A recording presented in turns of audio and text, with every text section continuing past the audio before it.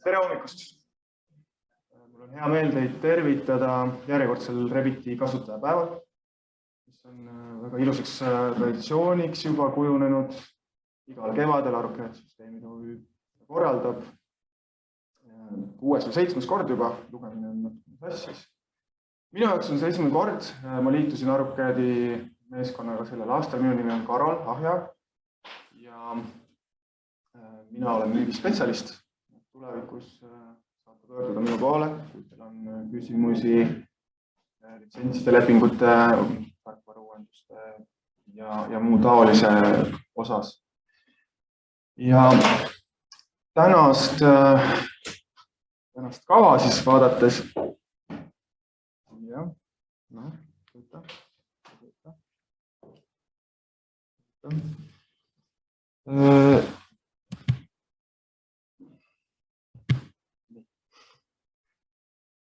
hommikul on meil hea meel tervitada Autodeski enda Eesti esindajat, Lättemaad, kes avasõnad siis ka ütleb meile.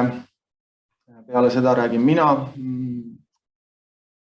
jätkusuutlikkusest, mis on möödapääsmatu igas eluvaldkonnas. Kindlasti olete ka märkanud, et kuhu ka ei vaataks, siis on rohelised lipukesed või see toode on tehtud nii jätkusuutlikult ja see naa. Peale seda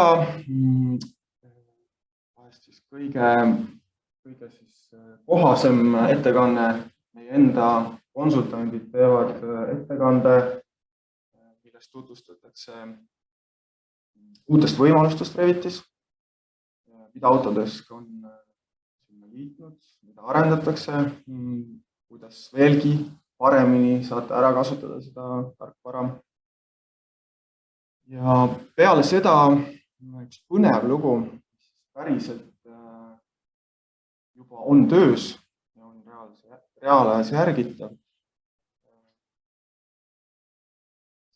Üks kolleeg Rootsist, Autodeskist, ja projektist Christopher Flügare teevad siis oma ettekande, mis on siis inglise keeles, ma loodan, et sellest probleemi ei ole.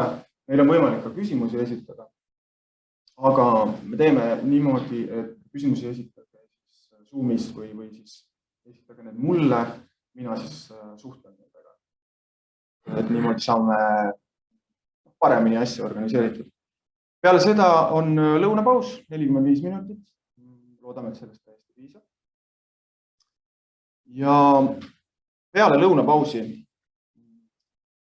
siis on meie enda poolt koostatud teile demo, kuidas Revitit lülitada siis teiste tarkvarade kaudu, mis on Autodeskil välja töötatud projekti panga platvormide kaudu mudeldamisse, projektidesse, infovahetusse.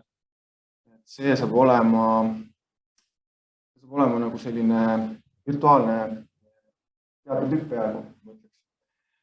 Ja sealt ja siis ka teistest ettekannetest kindlasti näete uut tarkvara, mida Autodesk on väga hea esitleda. Selle nimi on Forma. See on paljudel võib-olla juba kättesaadav, kuna see on olemas AEC Collectionis alates maikuust. Seda siis kannan ette mina ja Martin. Ja kui see on ette kantud, teeme kokkuvõtte, saame vastata küsimustele, arutada ja avatud on suhtlusring. Sellega on ülevaade siis päevakavast tehtud ja praegu mul ongi hea meel kutsuda meie ette Evelin. Nii. Peaks töötama. Jah, töötab. Enne natukene tõrkus. Tere kõigile, nii siin ruumis kui veebis. Minu nimi on Evelin Lättemaa ja ma olen ka üsna uus. Alustasin Autodeskis aasta alguses ja olen müügispetsialist Põhjamaades ja Baltimaades. Ja mul on väga hea meel tervitada kõiki Autodeski poolt. Enne kui ma hakkan teemast endast rääkima, siis väike meeldetuletus, et kuigi me räägime väga palju tulevikuplaanidest ja visioonidest, siis kõik tarkvara ostuotsused palume teha ikkagi praegu kättesaadavate funktsioonide põhjal. Siis teema ise, Revit, uus Revit. Me oleme teinud väga palju uuendusi erinevates teemades, kategooriates. Kõike seda selleks, et Revit oleks veel produktiivsem ja efektiivsem töövahend. Mõned näited sellest. Näiteks Twinmotion muudab teie projektid palju atraktiivsemaks. Topos oli maastiku modelleerimine, uus asi. Siis näiteks struktuurid, tekstuurid, joondamine, mustrite joondamine ja näiteks ka uus näidismudel ja näiteks ka tume teema. Aga kõigest sellest Revitist räägib lähemalt siis meie teie. Aga tahaksin natuke rääkida ka Formas, sest et Forma saab olema väga tihedalt Revitiga seotud tulevikus. Ja Forma on selline, praegu maikuus tuli alles esimene etapp sellest välja, aga see on mitmeaastane teekond. Ja selleks, et rääkida tulevikust, räägin natuke minevikust, et alguses joonestasime, siis tuli AutoCAD, järgmisena tuli Revit ehk siis BIM 1.0, sellele lisandusid siis pilveteenused ehk BIM 2.0 ja mis on siis nagu tulevik. Ja Autodeski tulevikus on Forma ja põhimõtteliselt see saab olema siis selline hästi suur platvorm, mis ühendab absoluutselt kõik Autodeski teenused ja tarkvarad, et töökulg oleks võimalikult sujuv, lihtne ja kiire.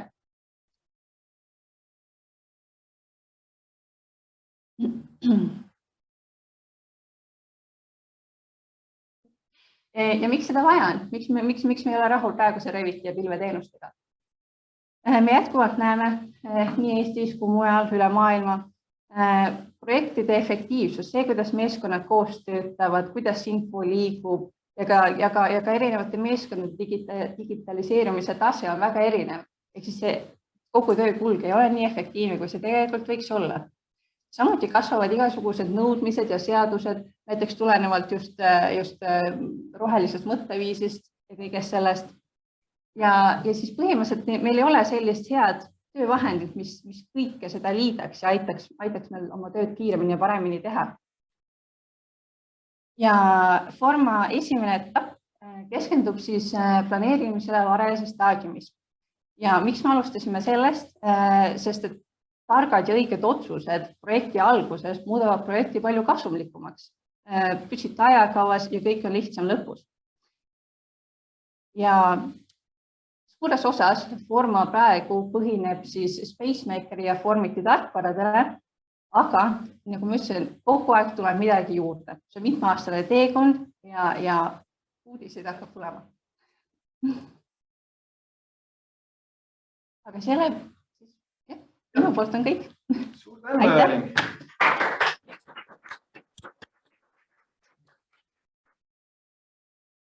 Nii, järgmisena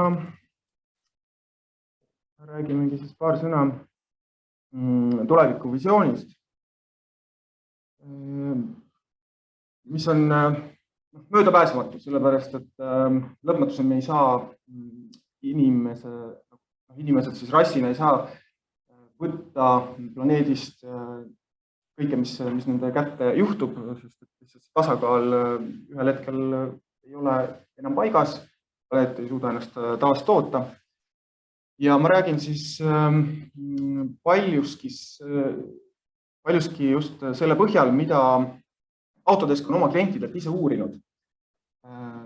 Autodesk teeb küsitlusi üsna stabiilselt ja see on siis eelmise aasta lõpuraport. Keskmes on siis AEC. Ma jätsin selle akronüümi päris lihtsalt sellepärast alles, et me kõik teame seda. Architecture, engineering, construction, see on meil suupärane, samas kui näiteks need teised harud, mida Autodesk ka siis toetab oma tarkvaraga, need ma tõlkisin eesti keelde, et lihtsalt paremini aru saada. Need on lihtsalt siin ära toodud. Meie küll oleme rohkem ehituse suunaga siin kõik, aga et ma räägin teistest tööstusharudest ka. Ja põhiline rõhk on digitaliseerimisel.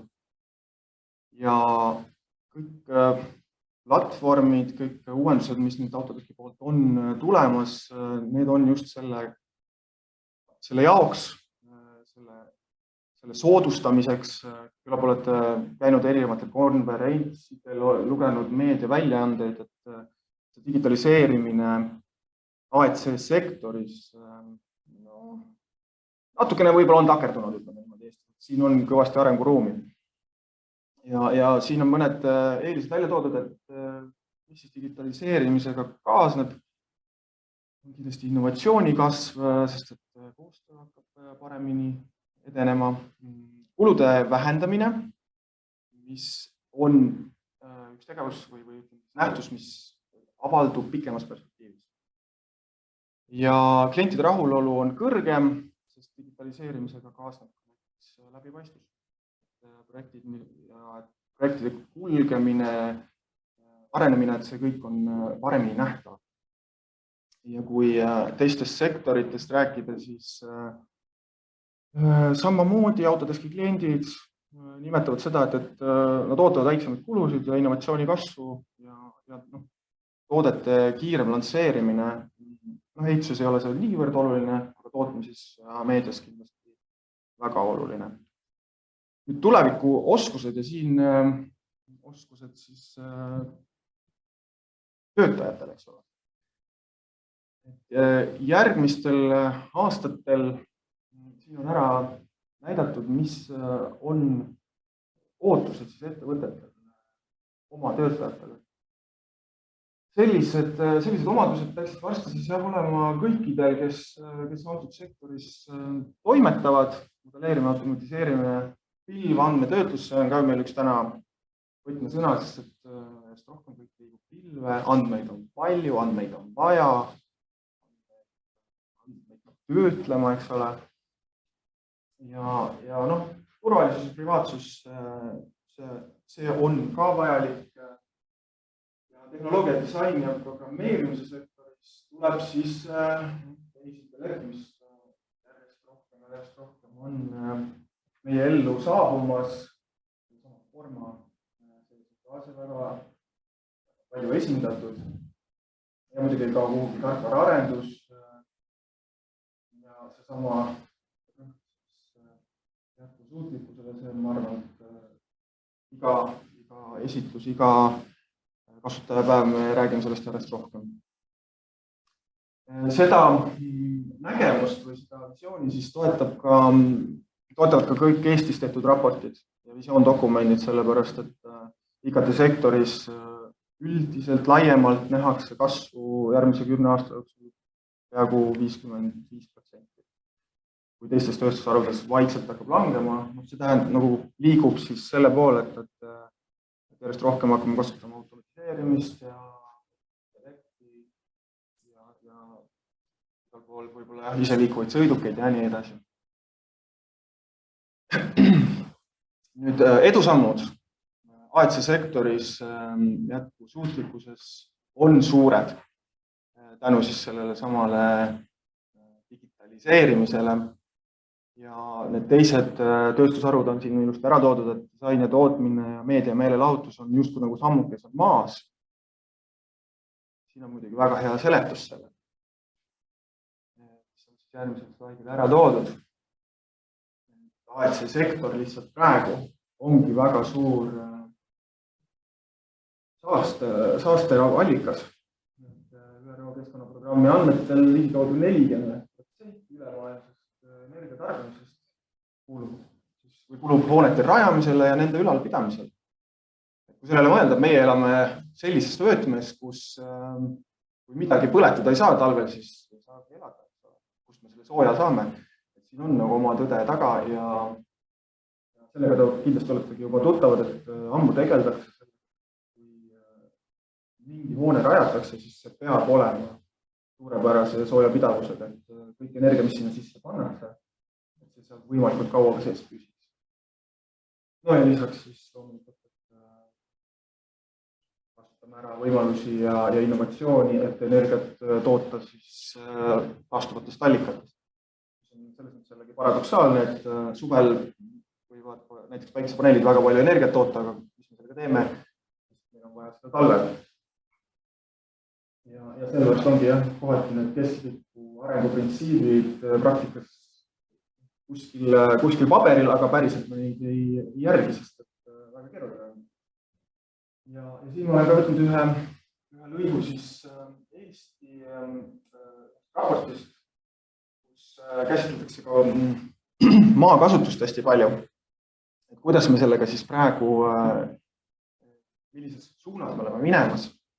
Ja see ei ole kiita, kuna meil tõesti on niimoodi, et kui tekib mingi vaba tükk või vaadatakse ilus tükk loodust, siis paneme sinna mingi maja püsti, sest sellega on ju võimalik teenida kasumit.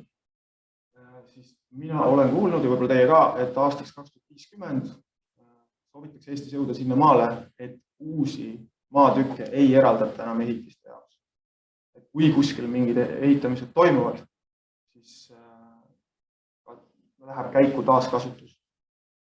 Kõik elamud, mis praegu siin on, neid siis võib-olla saab vahetada välja tulevikus, aga et ütleme, et ilus aas, kes võib-olla Jürist edasi on, et sinna enam mingid ridaelamuid ei tule, kui see aeg on käes. Kasutame ära seda, mis meil saadaval on. Ja kuidas nüüd kaasa saaks aidata tarkvara? Siinkohal mul on teile küsimus. Pakkuge globaalselt, milline summa kulutatakse iga aasta ehitussektoris liigselt infovahetuse vigade tõttu. Pakkuge mingi suuruse.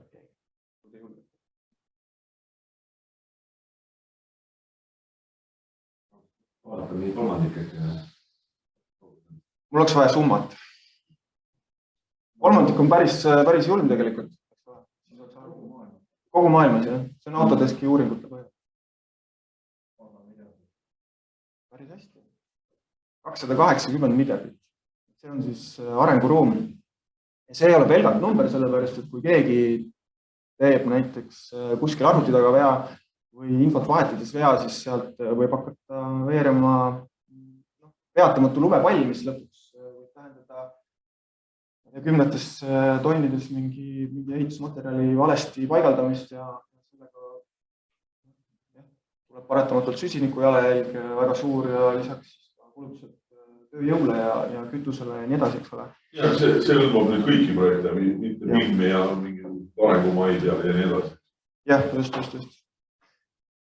Ja nüüd, kuigi me oleme siin natuke tuvedades toonides alustanud, siis tegelikult rääkida sellest, et miks näiteks ei ole me siis eeskujuliku e-riigina juba seal maal, et me näitame suunda, kuidas seda asja ajama ja kuidas liigu vältida.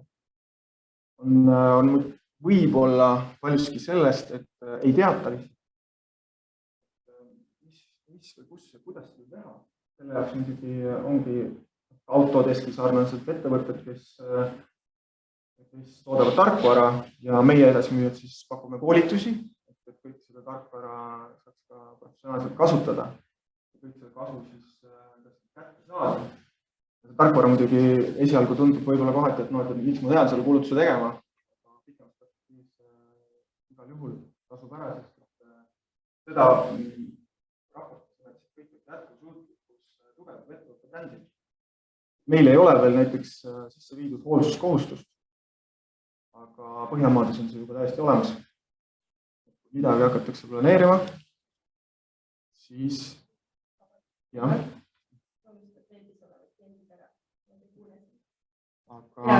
Niimoodi, okei. Hea märkus. Ma tõesti unustasin korraks ära. Ma arvan, lähitulevikus on ikkagi niimoodi, et tarbijad ja tellijad hakkavad vaatama selle poole, et kes on keskkonnateadlikum, selle töid ja teenuseid tellitakse rohkem. Juba praegu on olemas lisavõimalused finantseerimises. Kindlasti olete märganud reklaame pankadelt, soodusintressid keskkonna sõbralikele toodetele, teenustele, rajatistele. Ja juurutamine see võtmeküsimus, et kui sellega ükskord alustada, siis peab selleks uskuma, eks ole. Kättesaadavus selle juurutamise juures, siin olemegi nagu olemas meie, eks ole, meie tagame ja anname teile võimaluse kasutada tarkvara ja nagu nimetasin, siis õpetame ka, kuidas seda päriselt siis kasutada. Ja lühikesele perspektiivile keskendumise ongi siis eelneva kokkuvõte, et kui midagi tõesti soetamismaksumusel alguses tundub kõrge, siis sellele ei tasu peatuma jääda. Peabki mõtlema pikemalt ette. Nii, positiivsemalt jätkates. Viimased aastad on väga paljusid sektoreid väntsutanud, aga see on ka olnud nii-öelda väga hea treening. Kes on ikkagi hakkama saanud ja vastu pidanud, siis need on siit edasi minnes ka palju tugevam. Need ettevõtted saavad aru, et neid samu investeeringuid on vaja teha ja digitaalne küpsus siis on tuleviku üks vajalik omadus. Ja siit edasi minnes talendid, kvalifitseeritud tööjõud tulevikus. Noored inimesed, kes praegu õpivad, näiteks insenerideks, konstruktoriteks, arhitektideks, nad ei tule pelgalt enam raha peale, vaid nad tahavad ikkagi minna ettevõttesse, kellel on hea maine ja kes panustab keskkonnahoidu. See on üks asi, mille unustamine on väga lihtne. Meie võib-olla siis värbamiskultuuris ei ole erilist tähelepanu sellele veel pööratud. Samas võin ka eksida, võib-olla väga juba töötab.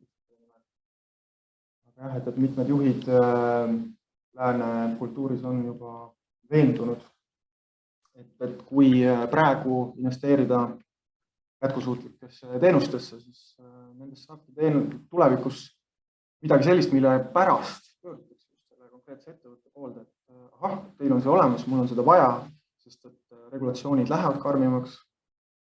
See on täiesti loomulik asjade kulg, kuna me oleme väga palju tarbinud, me oleme väga lõpus olnud viimastel aastakümnetel, aga et nüüd peab ikkagi pöörduma innovatsiooni poole ja hoidma kogu seda kooslust, mis meile on antud. Ja see Autodeski nägemuses siis tulevikus saabki olema skeem selline, mida Evelin juba siin korra puudutas ka, et siit algab teekond nii-öelda, siit algab planeerimine ja edasi läheb see teekond seda silda platvormini, andmeplatvormini, projektipangani, kus kogu see elu käib, mille kohta me pärast siis selle demo ka teeme, kuidas see kõik toimib.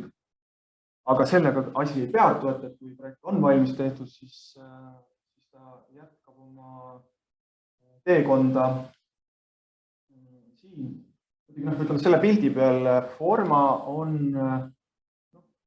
siin ära näidatud, sest on väga tähtsal kohal, aga tegelikult Forma tuleb kasutusele võib-olla isegi siin eespool. Aga see näitab siis tuleviku visiooni, et mis elu see Forma veel hakkab elama, nii hästi ei teada, aga sisuliselt kui hoone on rajatud, siis kõik andmed selle hoone kohta elavad oma elu edasi, nad jätkavad tulevikus oma kasulikkusega siis teenimist ja meie jaoks võib-olla see on uus, aga näiteks Hollandis ja võib-olla teistes Beneluxi maades on juba niimoodi, et kui arhitekt planeerib hoone, siis ta peab juba sisse kirjutama näiteks, et hoone katuse eluiga on 25 aastat või 30 aastat, siis on vaja ta maha võtta, selleks on vaja teha sellised toimingud, selliste toimingute süsiniku jalajälg on sellises suuruses ja see kõik läheb siia hoonega kaasa, mis võib olema kättesaadav. Siin selles andmeplatvormis projektipangas on võimalik siis tellijatel ka jälgida, et mis nende projektidega toimub ja samamoodi siis kogu koostöö eri osade inimeste vahel ja ehitaja vahel käib õmblusteta edasi-tagasi. Aga siinkohal ongi paslik anda sõna edasi meie koolitajatele, kes hakkavad tutvustama teile Reviti uuendusi. Mina siinkohal lõpetan selle slideshow'ga ja tänan teid.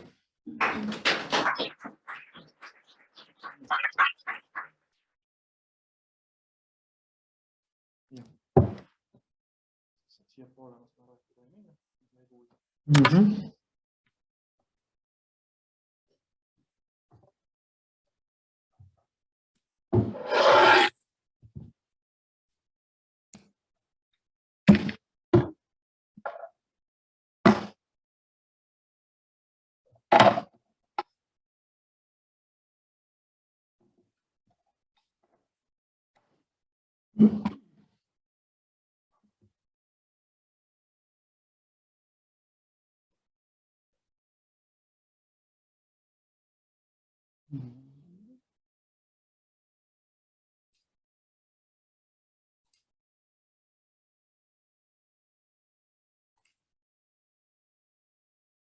Nii, praegu minu ekraani peal on ruumis. Väga hea. Nii.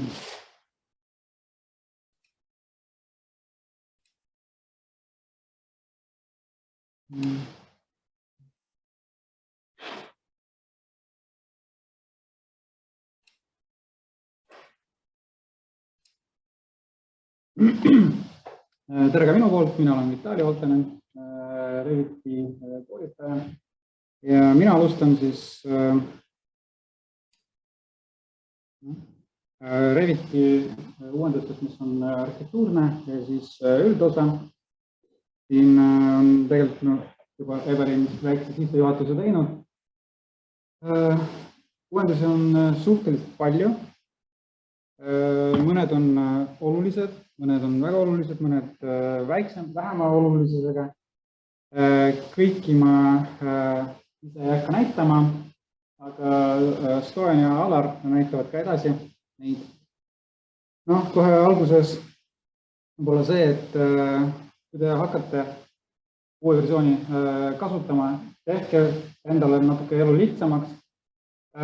Võtke eelmisest versioonid kõik need kasutaja kiired klapid, ekspordige see failina oma arvutisse, siis võtke uus versioon lahti, ekspordige sisse. Siis kui te olete endale teinud kõik kiired klapid, siis ei pea seda uuesti tegema. Lisaks soovitus nii kogenud kui ka algajatele, seadistage natuke ümber, mis toimub, kui te teete topeltklikki, et elu natuke lihtsamaks teha, et vastasel juhul tavaliselt, kui uus versioon tuleb, siis näiteks kui te teete topeltklikk näiteks perekonnal, siis ta avab teile vaikimisi, aga lihtsam on valida objekti ja siis näidata, et mida te soovite sellega teha. See on iga versiooni puhul soovitus, siis jah, uues versioonis tuli see värviskeem tume. Tegelikult, kui seda 3D-d ei oleks näha, tunduks, et isegi mingi AutoCAD-i kasutajaliidest. Mõnedele meeldib, jällegi, see on maitse asi. Üldiselt, ma näitan hiljem ka seda, üldiselt on läbi töötatud need ikoonid ka ilusamaks, aga täitsa tausta mustaks mina küll ei teeks, aga jällegi ma kordan, et see on maitse asi. Eelmistes versioonis me saime küll näiteks ainult tausta vahetada, aga nüüd ka kõik ikoonid üleval kasutajaliides on ka muutunud. Ainult käsi, et kui ma muudan selle kogu kasutajaliidese, siis lähen kuhugi järgmisesse dialoog akna lahti, ma ei tea, näiteks vajutan edit type, siis tuleb see juba hele uuesti. Et ma arvan, et see mingi aeg juba muutub ja siis tehakse kõik, et oleks nagu ühtemoodi. Või saab ka teistmoodi tegelikult läbi API seal muuta. Tulid juurde uued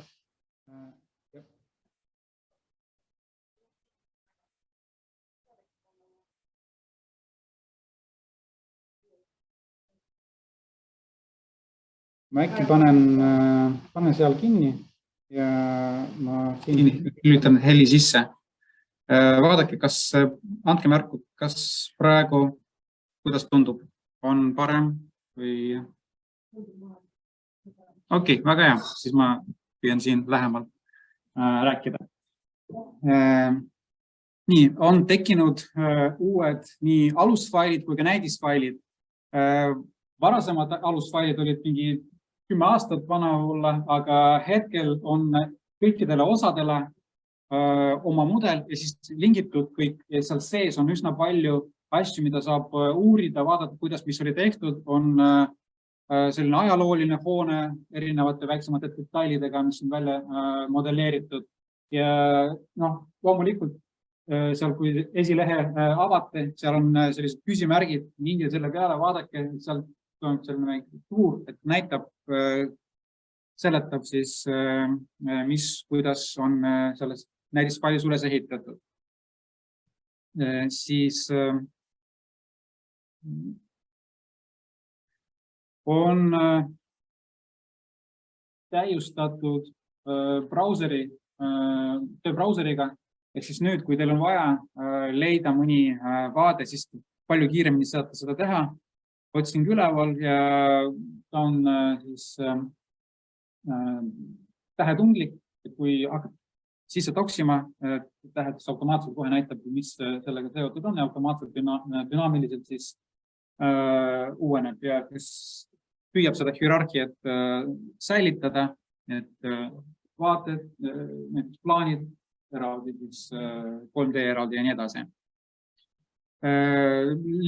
Olid lisatud nüüd ka need värvikataloogid, vanasti olid need pantooned, nüüd saab ka ralli näiteks kasutada ja sama, mis AutoCADis oli. Uus visuaalne stiil tekkis. Nüüd on siis selline variant, et te saate mitterealistlikus vaates lülitada sisse tekstuurid, et see aitab teil aru saada, mis tekstuurid konkreetsetel objektidel on, parema ülevaate, aga samas ta ei kasuta nii palju ressursse kui näiteks realistlik. Ja samas ta ignoreerib ka need välivalgustuse seest need valgustid ja ka päikest. Et natuke kiirem saab sellega tööd teha. Ja mugav, praktiline selline tööriist. Nii. Siis on täiustatud ka päikese teekonna ja varjude analüüs. Vanasti me saime ainult minimaalne intervall oli 15 minutit.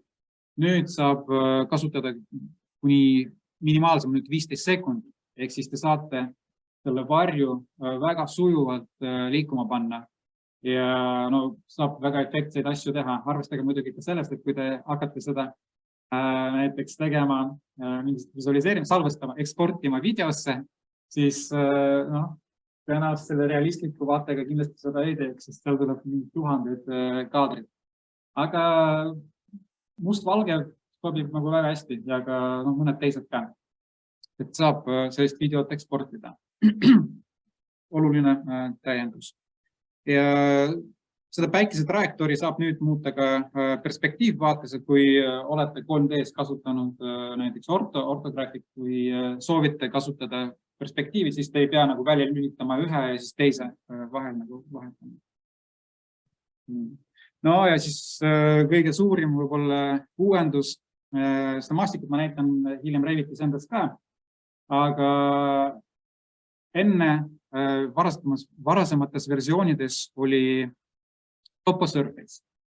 Enam seda üldse ei eksisteeri, samas kui te avate eelmisest versioonist faili, seal on ikka topo surface ja ta on nagu, tal ei ole paksust. Aga ei ole mure, et saate iga hetk kohe vahetada vanast versioonist topo surface uue vastu. Genereerib selle generate solid, topo solid näiteks, selline ikoon on.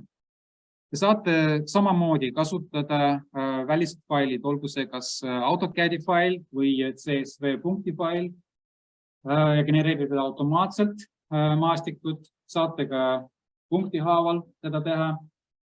Ja kasutajaliides natukene on muutunud. Siis nüüd see toposolid, seda võib võrrelda põrandaga, et funktsionaalselt on suht sarnane, teine kategooria nimetus. Tal on isegi kõik need kihid sama loogikaga nagu põrandal. Ja te saategi teha toposolidi maastiku jaoks erinevad nagu toposolidi tüübid, erineva näiteks patendiga, muru või on kloostrikivi või on üldse, ma ei tea, tiik, näiteks seal on näidises ka olemas. Saab ka individuaalselt igale tüübile seadistada kontuurid, mis intervalliga nad jooksevad. Samas ühes failis võiks ikkagi ühtemoodi olla. Ja oluline on see, et see topo surface on room bounding object, ehk siis ta tuvastab, kus on ruum ja ta on ruumile piiriks. See on hästi oluline, sest hiljem ma tulen selle juurde tagasi, mainin seda. Jah, et vanasti see topo surface oli lihtsalt üks mingi väga peenike selline pind, oli olnud paksust. Nüüd paksus peab olema mingisugune, et me saame reaalselt panemegi need kihid õiged, mis peaksid olema.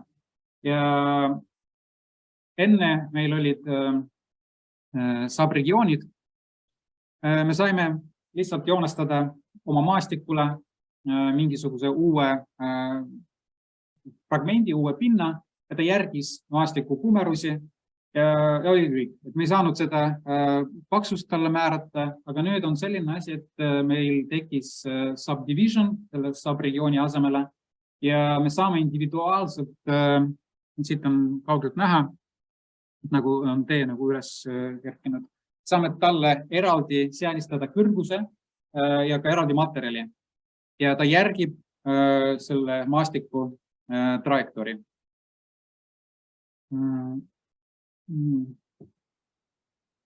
Siis vanasti meil oli building pad, millega me saime välja lõigata maastikust mingisuguse osa, aga tegelikult, kui me selle building padi kasutaksime, siis ülevalt mul ei ole, oli suht raske teha mingid tunneleid, et oli vaja building padiga üldse nagu seda ei saanudki teha, siis oli vaja nagu eri funktsiooni kasutada.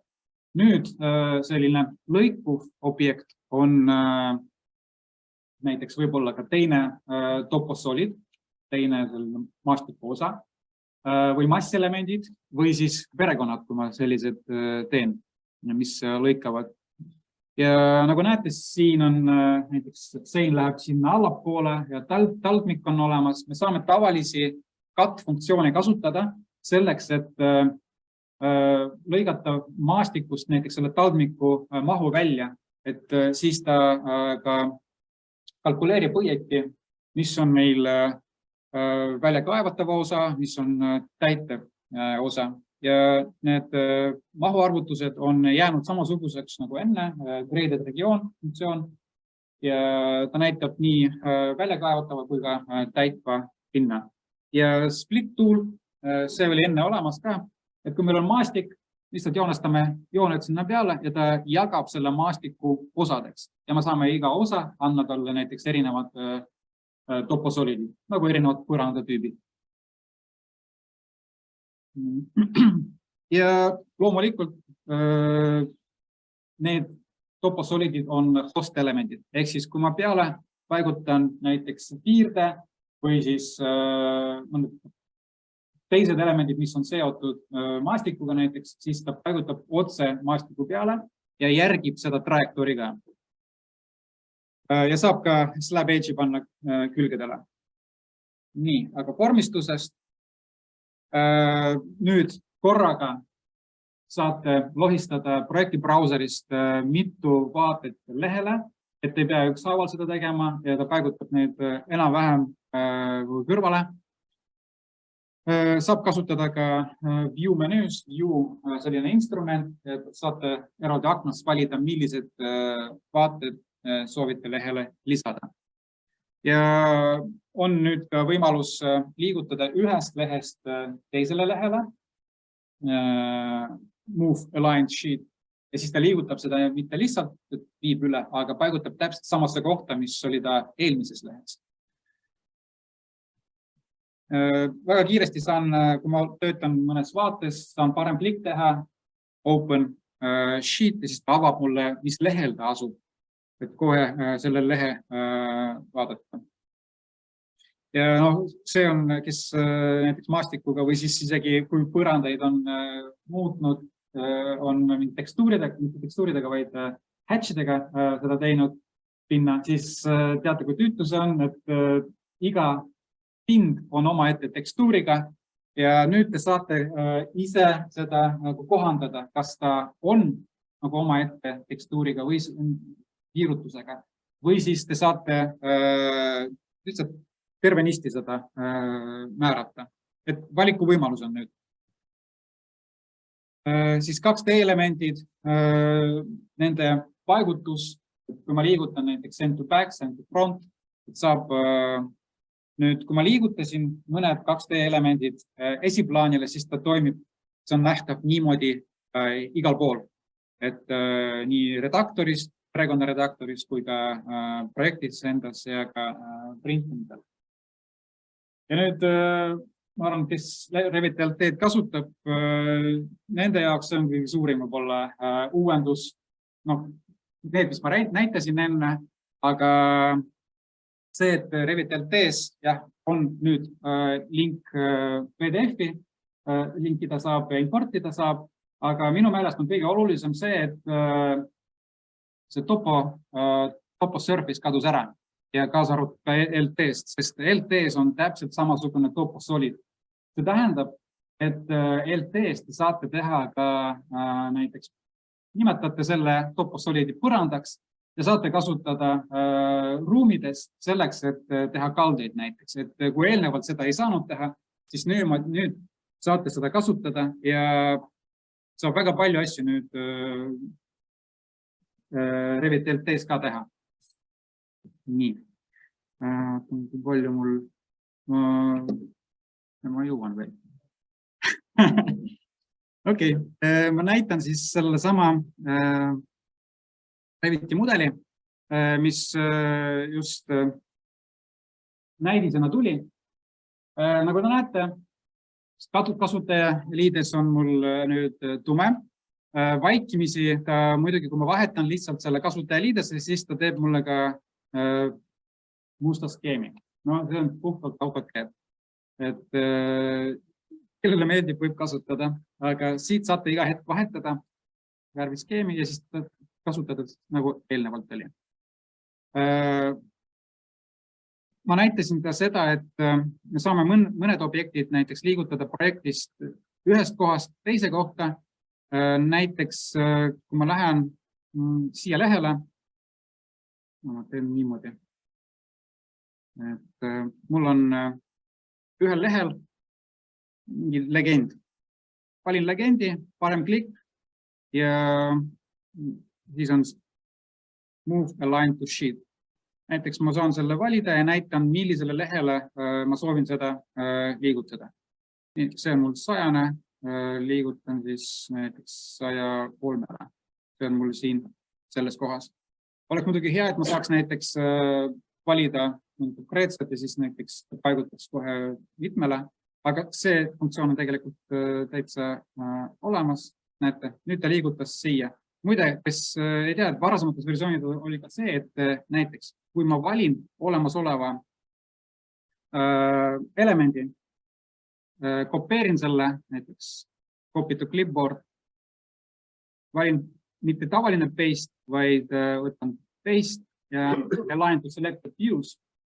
Sellega te saate paigutada samasuguse legendi näiteks kõikidele teistele vaadetele, kontrolliga näitan, millistele ja ta peaks nendele samuti, mis mul all on, seda paigutama. See oli tegelikult olemas, aga liigutada saate mitu objekti. Ja lisaks kui te soovite siia paigutada, ma võtan mõned tabelid lahti, mis ei ole meil lehe peal veel. Võtan näiteks mitu tükki korraga valisin, lohistan siia peale ja et saab korraga neid paigutada. No, kiire võimalus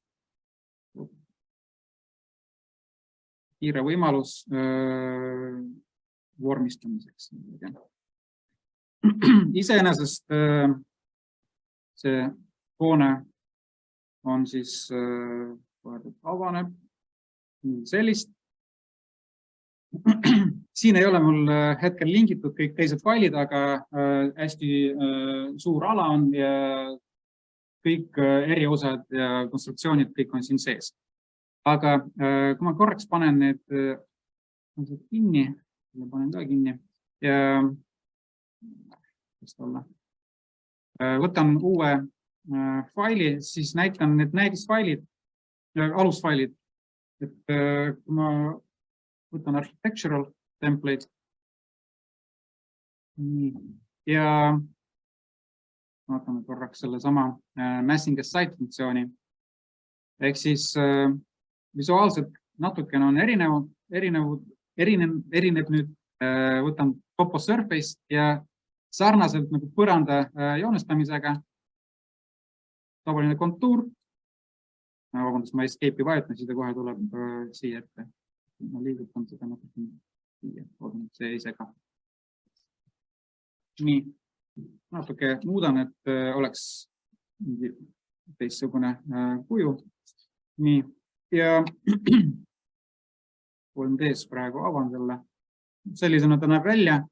Te saate vahetada erinevad tüübid, näiteks grassland, nüüd on ülevalt muruga või on water. Saate neid nagu tavalised põrandatüübid juurde tekitada ja kasutada. Siis tavapärased põranda ja katuse redigeerimise instrumendid, sama loogika, et kui te olete shape editing funktsiooni kasutanud, siis toposolidiga ei teki mingisugust erilist muret. Ja te saate näiteks lisada kas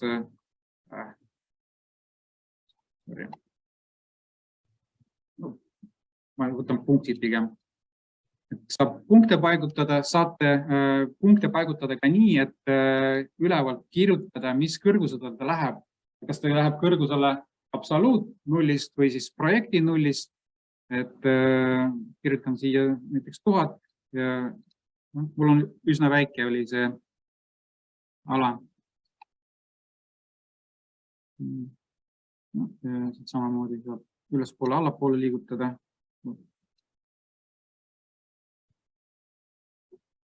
Lõigata te saate teise elemendiga või saate kasutada ka tavapärased näiteks vertical, kui on vaja, siis ta läbinisti lõikab. Saate kasutada ka by face funktsiooni, et kui on vaja ainult perpendikulaarselt näiteks ühele pinnale lõigata, et neid saab kasutada. Ja nagu ennegi ka railingud jooksevad ilusti selle peale. Tõenäoliselt võib juhtuda, et seal mingisugused kitsakohad on, aga ongi hea, et need saabki välja selgitada ja siis parandada. Railingud panen siia peale. Loomulikult, kui on valitud, siis new host ja näitan selle ja ta järgib selle. Ja veel lõpuks, nagu ka põranda puhul, saate ka sellele maastikule tekitada ka näiteks selliseid sisselõikeid, oletame, kuskil on vaja, sest vanasti selle topo surface'il seda lihtsalt nagu teha ei saanud niimoodi. Kuidagi.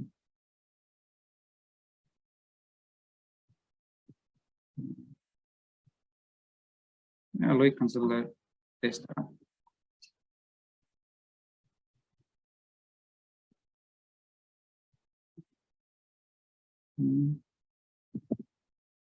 Ja finish. Et vanasti jah, selle toposurface'iga sellist asja nagu ei saanud teha. Okei, ma annan praegu võib-olla üle Stojanile, mis ta räägib meil konstruktiivsest osast. Panen Reviti kinni.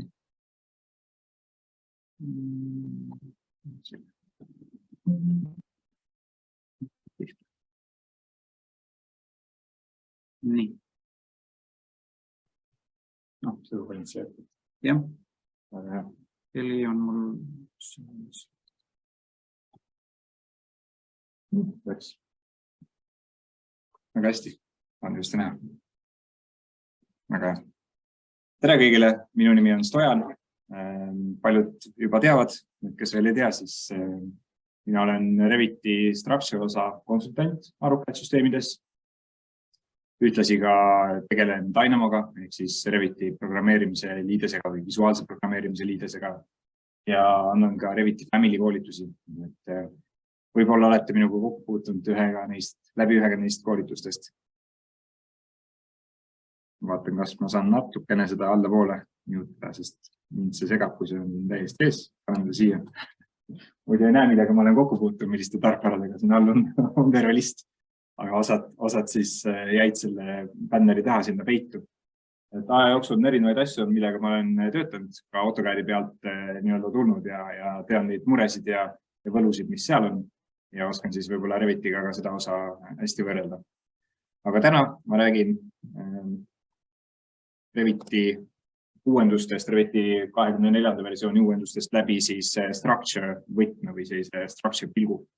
Ja ma tegin sealt sellised endale olulisemad või sellised põnevamad täiendused, tegin sellised väljavõtted ja peale, aga räägime kohe neist kõigist ka lähemalt. Siin on see nii-öelda nimekiri nendest olemas.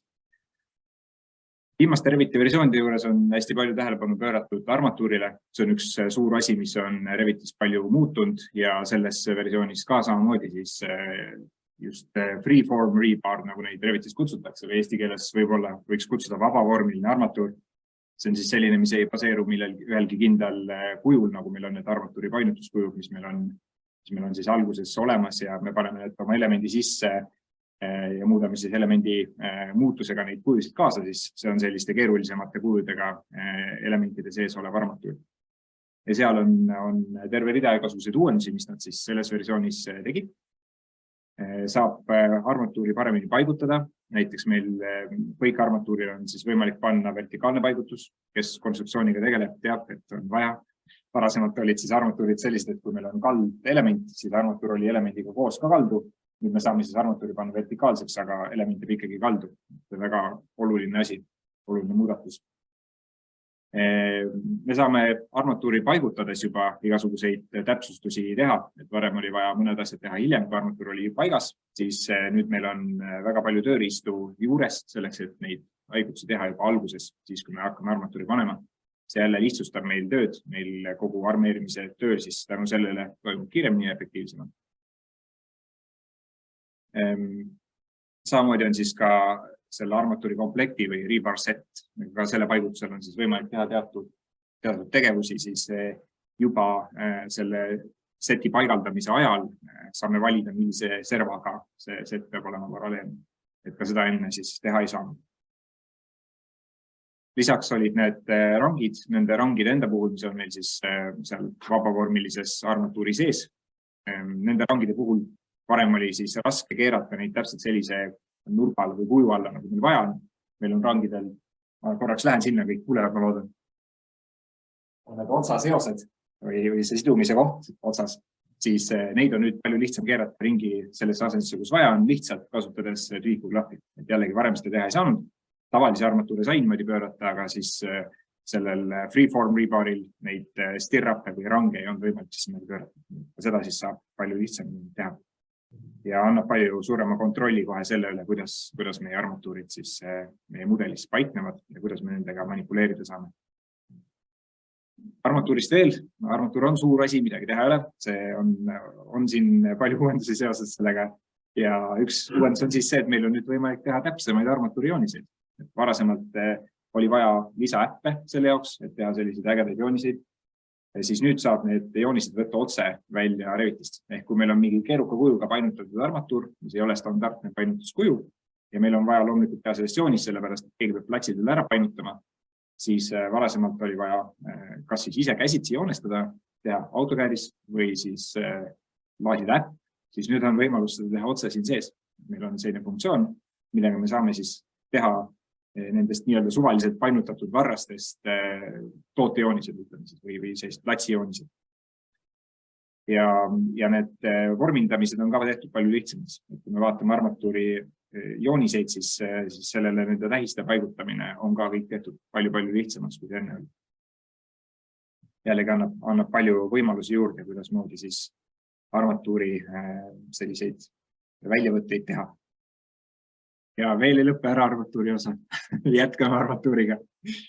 Armatuur on tähtis. Armatuuri osas on ka veel selline muudatus, siis, et meil on nüüd painutuskujusid võimalik panna spetsi või spetsifikatsiooni tabelitesse.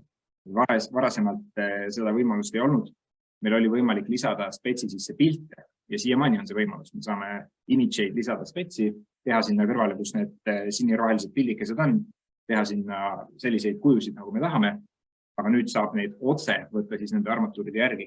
Nii et kui meil armatuur muutub projekti jooksul, siis me ei pea seda pilti enam ise uuesti genereerima sinna. Väga mõnus. Ja üks asi ka veel, mis siis sellega võib-olla natuke seoses on, siis on nende armatuuri enda pilti või nende samad piltide siis suuruse muutmine automaatselt lähtudes sellest lahtri suurusest. Ka see oli enne selline problemaatiline natuke, siis nüüd on see palju lihtsam, et pildid muutuvad suuremaks, kui teie lahtrid lähevad suuremaks ja vastupidi lähevad väiksemaks, kui lahtrid lähevad väiksemaks. Jah. See on hea küsimus. Ma vastan sellele hiljem. Ma kohe peast ei oska öelda. Tuleb üle kontrollida. Aga saame sellele vastuse kindlasti. Kui mitte varem, siis pausi ajal saan üle vaadata. Nii. Lisaks armatuurile. Me räägime ka millestki muust, mitte ainult armatuur ei ole uus, aga meil on ka uuendused siis seoses mudeli vormistamisega tugevusarvutusse üleviimiseks. Revitist meil on võimalik teha mudeleid kas siis tootmise jaoks või BIM koordineerimise jaoks, aga meil on võimalik ka teha mudeleid Revitist selliselt, et neid saadetakse edasi tugevusarvutuste tarkvaradesse, kus hakatakse siis arvutama, kui paks mingi tala või sein peab olema. Ja selleks on siis võimalik lisada seal Revitis ka koormuseid, et neid ei pea tegema seal tugevusarvutuste tarkvaradesse, vaid neid saab lisada juba Revitis olles. Ja varasemalt olid ka need võimalused olemas, aga meil on nüüd täiendatud võimalused, kuidas me saame neid koormusi lisada. Varasemalt oli võimalik koormus lisada tervele objektile korraga, siis nüüd on võimalik määrata koormus ainult osale objektist. Me saame käsitsi joonestada selle piiri, näiteks siin on need sinisega toodud koormused seal pildi peal, nende piirjooned on siis joonistatud käsitsi valmis. Saame määrata täpselt, mis osal meie hoonest mingisugune koormus siis on. Ja mitte ainult siis nende selliste pinnakoormuste puhul, vaid sama kehtib ka miljoonkoormuste puhul. Ja tegelikult ka punktkoormuste puhul. Ka punktkoormusi me saame siis panna suvalisse kohta elemendi peal. Varasemalt oli ka jälle ainult teatud kohad, kuhu neid lubati panna, siis nüüd on meil vaba voli panna need sinna, kus me tahame. Ja tänu sellele me saame juba Revitis ette valmistada endal tugevusarvutuse mudeli palju lihtsamini. Me ei pea seda tegema enam kuskil robotis või mõnes teises tarkvaras. Seal loomulikult tuleb teha mingeid täiendusi, aga selline suur pilt on siis juba Revitis kokku pandud. Jällegi lihtsustab seda töövoogu. Lisaks sellele need samad pinnakoormused näiteks, mis me lisame, neid on võimalik ka nüüd värvida erinevat värvi lihtsasti.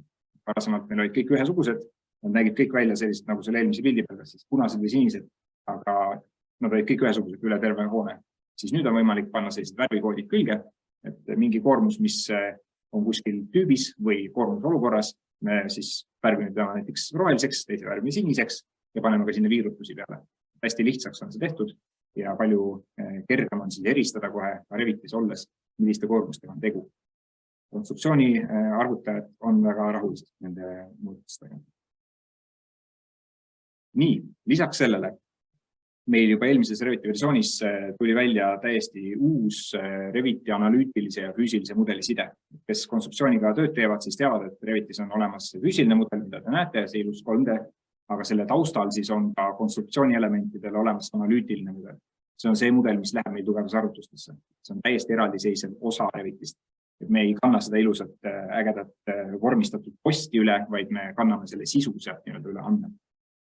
Siis eelmises versioonis löödi see füüsiline ja analüütiline täiesti lahku, võivad olla täiesti eraldiseisvad tükid nüüdsest ja uues versioonis siis on seda veel omakorda täiendatud ja on lisatud sinna siis selline kohandatav sidumine. Et kasutaja ise saab grupeerida erinevaid elemente kokku, öelda, et see element on üks element, mis koosneb 7 jupist.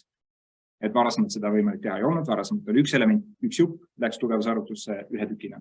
Siis nüüd me saame teha mitmetest erinevatest elementidest kokku ühe ja viia ta siis tugevusarvutusse.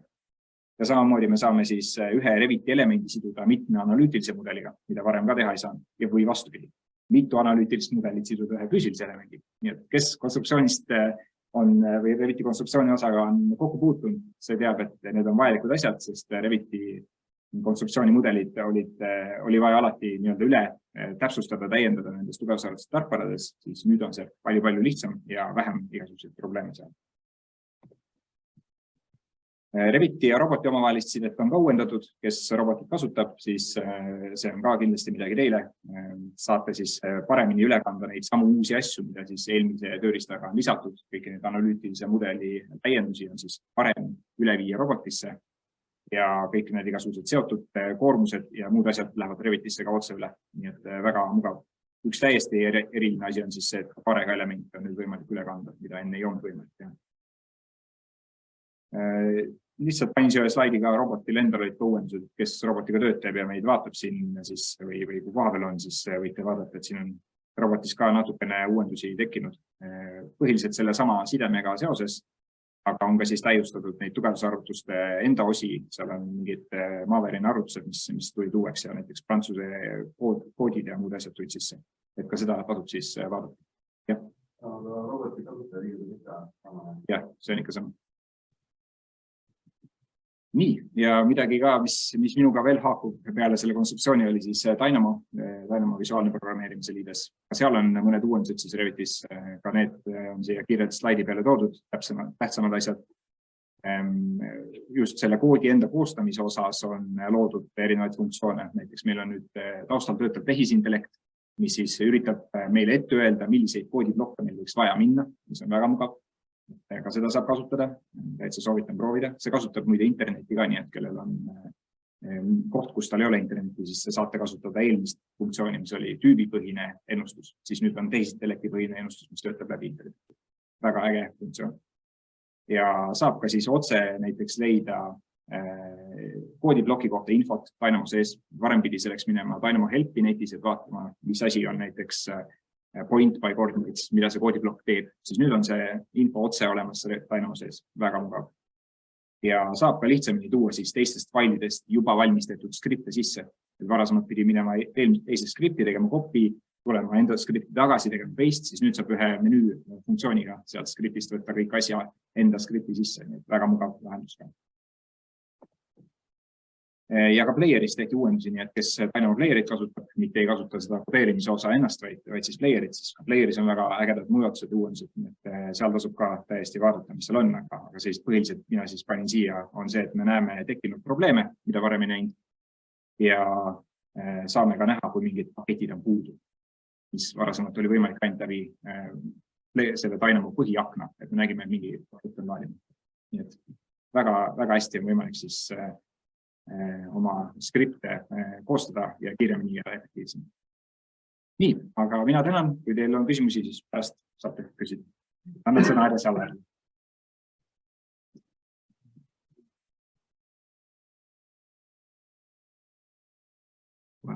Siin. Just viis. Jah, nagu vaatasin. Tahab saada luba. Nii. Palju parem. Korras läks. No nii, tere siis minu poolt kõigile saalis viibijatele ja netis viibijatele. Et Alar Hammer minu nimi, olen siis nii-öelda MEP-i või täpsemalt KVK inimene eest ma palju ei tea. et seda ma võin natukene siin seal, aga mitte eriti palju. Et ma siis teen suhteliselt kiiresti, 15 on uus asi, aga ma tahtsin just enne öelda naljaga, et KVT ikka on nii hea juba, et see pole palju vaja uuendada. Ja ma küsiks algatuseks, ma saan netis küsida, kes siin saalis, kes on KVT, ma paar inimest tean, aga kes on tehnoinimene? Üks. No, ka. Et tehnos on siis uuendustega, ma läheb vist otsa siit edasi, aga vist pikka juttu polegi. Et see ma olen, millega ma tegelen, siis Revit Mapsis, Magicad ja nüüd siis ka see BIM Collaboration, millest me räägime siis peale lõunat, mis on minu arust täiesti ime, aga siis räägime sellest juba. Ei, no tõesti, see lahendab väga palju probleeme maailmadele kõik, millest Karol rääkis, kõik on homme korras. Nii, aga räägime siis Mapist, mis seal uut on. Mis on tekkinud juurde, ma ei tea, palju nüüd üldse kasutavad nii-öelda map fabrication'it, see on suhteliselt spetsiifiline Eestis, nii palju kui mina olen koolitanud, rääkinud koolitatavatega. Ega naljalt, ma võin eksida vastuga süütelt, ega naljalt ei tehta nii-öelda nagu toote asju, tehakse lõpuks see TP-ga ära, ehitab valmis kogu muusika. Et siuke asi on, nagu ühesõnaga teades, et saab panna jäikuselemente, tuleb natuke nagu konstruktsiooni valdkonna veitsa, aga saab siis tekitada sinna nii-öelda jäikuselemente, kõik tekitab avad asjad sinna ja saab siis tootejoonist välja anda ja kogu siuke võimalus on tekkinud juurde. Et iseenesest on kihvt asi, kui keegi saab kasutada. Siis, mis on nüüd tõesti ammu olnud puudus nii-öelda vanemates versioonides oligi tegelikult mingi vahe, ma ei mäleta, mis aastal see oli, ainult tsentri kõrgus, siis mingi hetk tuli meil juurde ülemine alumine, see oli vist 22 äkki mööda panna. Ja nüüd siis lõpuks siis on tulnud juurde, ma ei tea, siin pointer on kuskil, ühesõnaga sealt on näha, et on tulnud kõik kihid, nii-öelda alumised punktid, tähendab tsentrist, toru sisekiht, väliskiht, isolatsiooni väliskiht, mis on tegelikult see nupp. Vaata, et siin siit saab panna siis erinevaid kõrgusmärke, mis tegelikult oli, kes teist nüüd kasutab Magicadi, temal on see nagu nii-öelda olemas olnud, selleks, et refreshiks. Võib-olla teinekord ununeb, mis iganes, et ta on ikkagi automaatne ja filtrites on ta ikkagi täiesti hindamatu kraam. Et jällegi siin Mapi nimis on nii vähe, teised vaatavad tea viltut, aga okei. Tore on, eks, et see on tegelikult kihvt asi. Mitte kihvt, vaid on täitsa vajalik raam.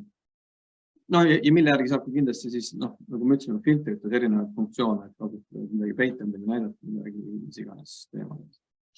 Et see on hea raam. Siis, mis on niisugune natuke naljakas asi, jällegi, kes on, teavad, et mingi hetkeni nüüd siis, ma olen 24, ma pole 2013, ma olen ikkagi öelda, et 24 lõpus on. Et ennem oli nii, et kui ta oli toru või õhukanal isoleeritud, ja peitsite selle nii-öelda kategooria alt ära, siis need isolatsioonid jäid nagu fantoomid igal pool alles. See oli päris naljakas, toru ei läinud, isolatsioon alles. Nüüd siis nad on ära seotud. Huvitav asi ja see kehtib siis nagu kirjas, seal on üks, nii kõik takti asjad, fittingid, accessories, pipe fittingud ja dokumendi, aga ühesõnaga nii torude kui õhukanal. Et teeb elu kergemaks ja mõistlikumaks. Siis, mida nüüd ei maininud ka Stojan ega ka Vitali, et see kehtib tulnud kõigi kohta, aga parameetrid on säästlikus järjekorras. Ehk siis nii-öelda mitte siis family parameetrid, aga sisse toodud parameetrid. Mis on tegelikult super hea asi, et tõesti, et kui meil tuleb igat parameetrid, see näidis on küll jah mingi ABCD-d, aga meil on hästi palju ka Eesti parameetrid. RKC parameetrid, väga mõistlik, sest muidu nad nii-öelda, ja ta sorteerib iga nüüd nagu kategooria kaupa. Tekitab säästlikus järjekorda, et tõesti neid leida ja enda jaoks, ja ka numbrid, eks ju, meil on RKC numbrid. Et väga asjalik asi, ammu oodatud. Muidu ta tekkis nii, et tekitasid juurde mingi, ta oleks lõppu, see hästi tüütu ja sealt sobrada ja otsida. Et sellest on kindlasti ka rõõmu.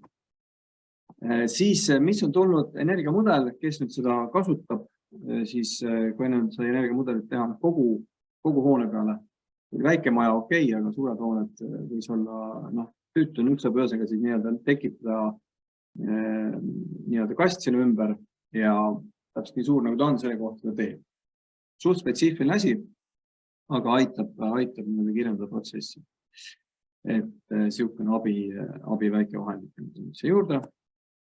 Siis on need voolu hulga ja rõhuga arvutused, lisatud map fabrication, nagu me oleme maininud, kes kasutab fabricationit, sellel ta on kasulik info. Ja nad toimuvad ka taustal, et nad enam ei võtta nii palju ressurssi väidetavalt. Ja see on niisugune nagu ütleme spetsiifiline, aga kuna ma selle arvutuse kohavalt olen ka natuke nagu reserveeritud, sest kes nüüd on, EPI inimene teab, et Magica ikkagi teeb selle lõputöö ja suurem osa ära, et sellele väga palju rõhku ei ole nagu pantud ja see ongi nende kokkulepe, eks ju tegelikult. Siin regioonis vähemalt on Magica nii-öelda selle punn. Ja mis siis on tulnud ka see koordineerimismudeli linkimine, mis oli ka ennem sees, aga siiski, et kui nüüd teil on suht uus olnud minu maailmas, suhteliselt uus asi, et siia on lingitud ikkagi otse faile, aga koordineerimismudelit saab siis läbi Navise tuua siis erinevaid formaate, üks ühine koordineerimismudel, et siuke võimalus on siis tekkinud juurde. Tallinnas 23. minust isegi ennem juba, aga see oli isegi reaalselt see öeldud, et on ikka uudisteema, et võtta referentsiks alla. Ja ta pakub ka, mis on tal hea nii-öelda võrreldes tavalise linkimisega, et kui hakkate linkima sealt, ma isegi testisin minust tal lingib Reviti mudelit, et ta näitab sulle ennem seda lingitavat mudelit, mis on päris äge. Mitte, et me ei teaks, mida me lingime, aga muidu kui lihtsalt Revitit või IFC lingimist ei näita me midagi, mis lingime, aga see näitab eelvalikut, saab koordinaati muuta, et päris sükene huvitav asi, et võib natuke ennast selle asjaga kurssi viia. Ja mõte ongi, et see on koondmudel, kus Navis, kui kasutab Navist, et siis sa ei lingi 10 mudelit, aga siis kõik teavad seda linkimise rõõmust, eks ju meil, et sa lingid põhimõtteliselt ühe alla, kus on siis kõik ühed sees juba. Aga see kõik sõltub, kuidas see korraldab. Nii, ja sellega tegelikult see lepi assi praegu võtaks siis kokku. Elektris on ka paar asja, väga spetsiifilised, mille kohta ma ei hakka väga midagi välja mõtlema, et koormuste teemad seal niisugused. Vot. Aga tänan tähelepanust praegu. Jaa,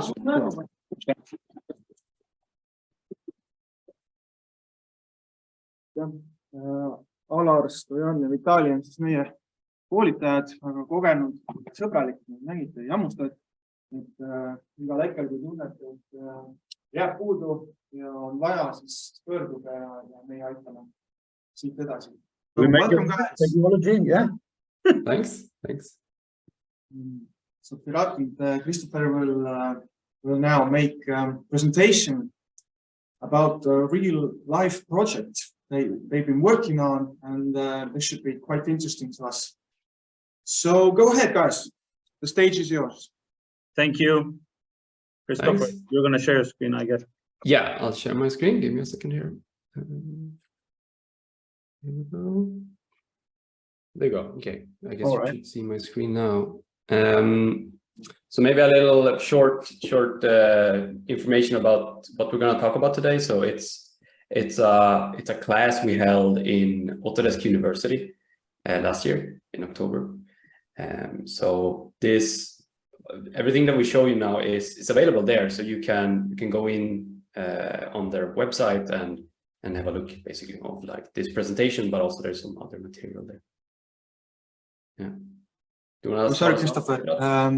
Can you speak a little louder or closer, or because we have our volume maximum on the maximum level? But can you speak now? Check now. Speak. Say something, please. Hello. Oh, okay. We found the problem. You can speak normally. Okay. That's nice. Okay, but okay, let's do like this. Maybe I can do that and feed up. Maybe you can say who you are. All right. So let's start by introducing ourselves. Hi, my name is Frat Argun. Thanks for having us today. Like Christopher said, we're going to talk about something that we did last year in New Orleans at Autodesk University together. Everything that you're going to see is publicly available, slides, we have handouts, we have a video similar to this presentation. So there is a public link for that. About me, I'm based in Stockholm, Sweden.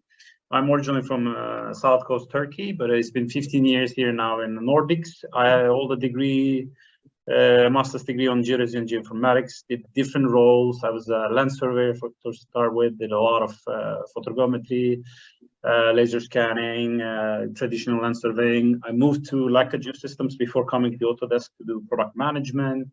In past over 2 years now, I'm in Nordics helping AEC customers as a tech sales within Autodesk.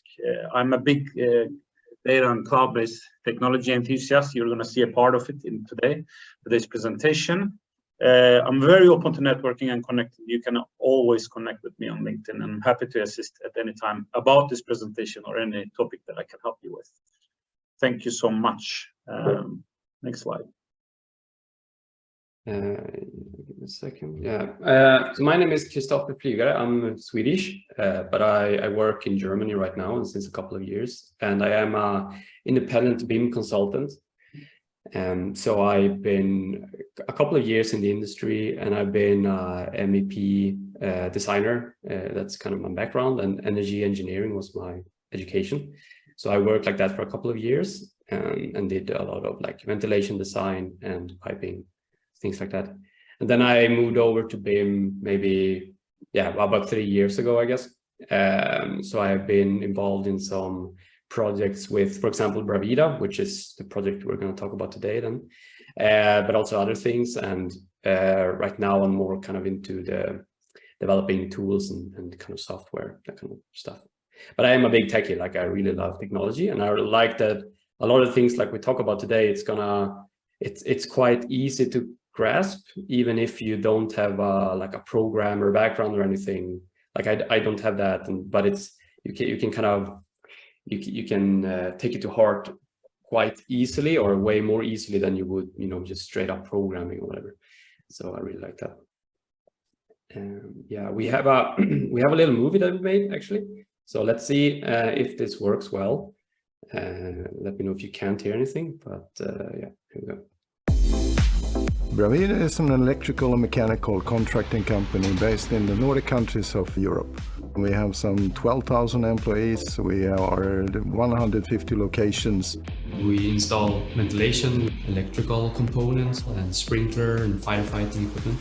Bravida has a goal to create a completely digital workflow, to move away from having drawings on site. All of that we want to move to a digital format. We decided in 2018 to go full-blown BIM, as we call it. Bypass Stockholm is the biggest infrastructure project in our history. It's connecting the north and south of Stockholm. The contract Bravida has is to do the electrical and mechanical installation for the tunnel.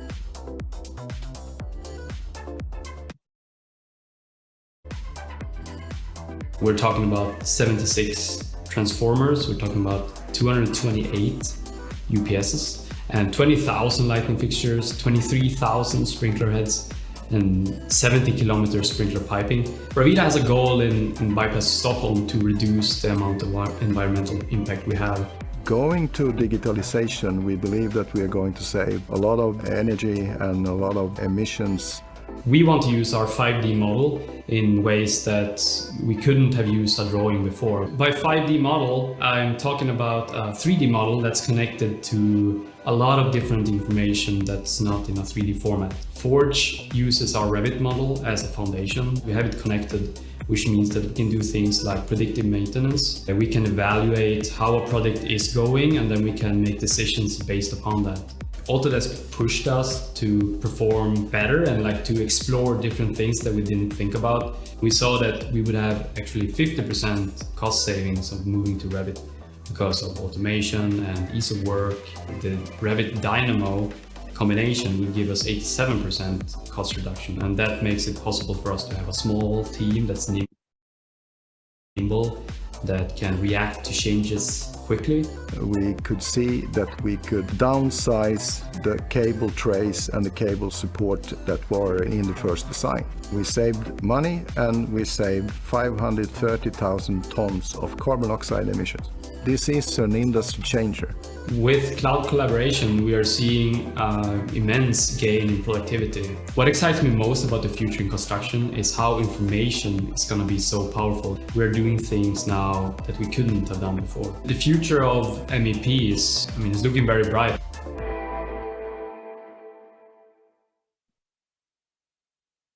Cool. So that was a little short intro to the project. Fred, you wanna take it away? I'll take it from here.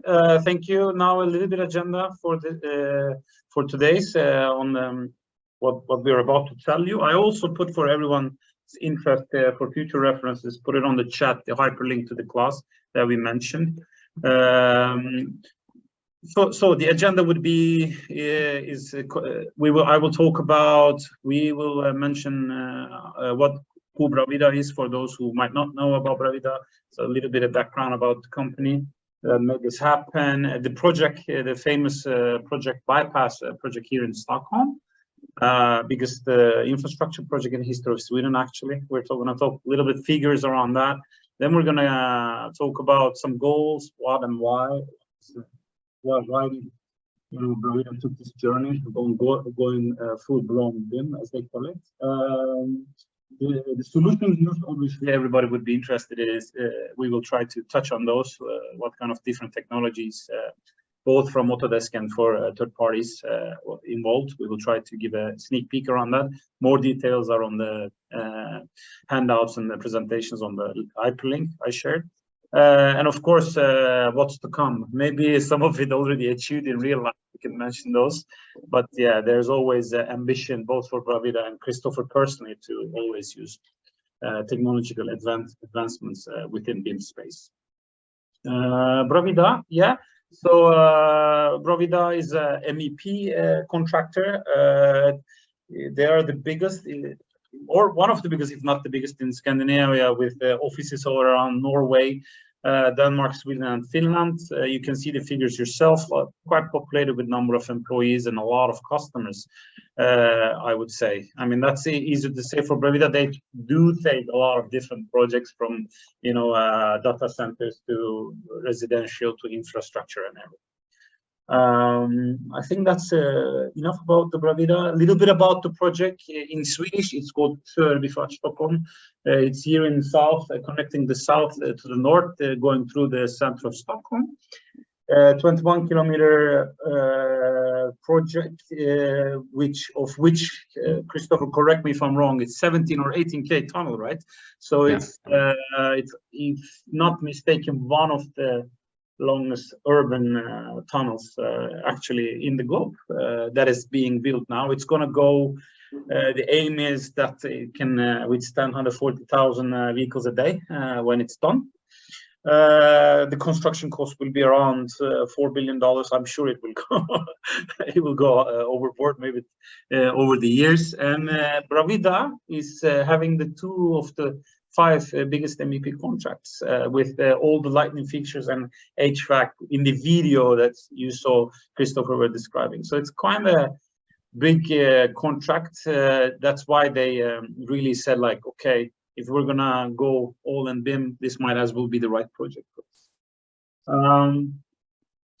Continuing with the goals. All right, so the goals for Bravida in this project to go, the reason why they wanted to invest in so much in BIM was, we can summarize them kind of like in an umbrella in 3 different things. One was about informed decisions.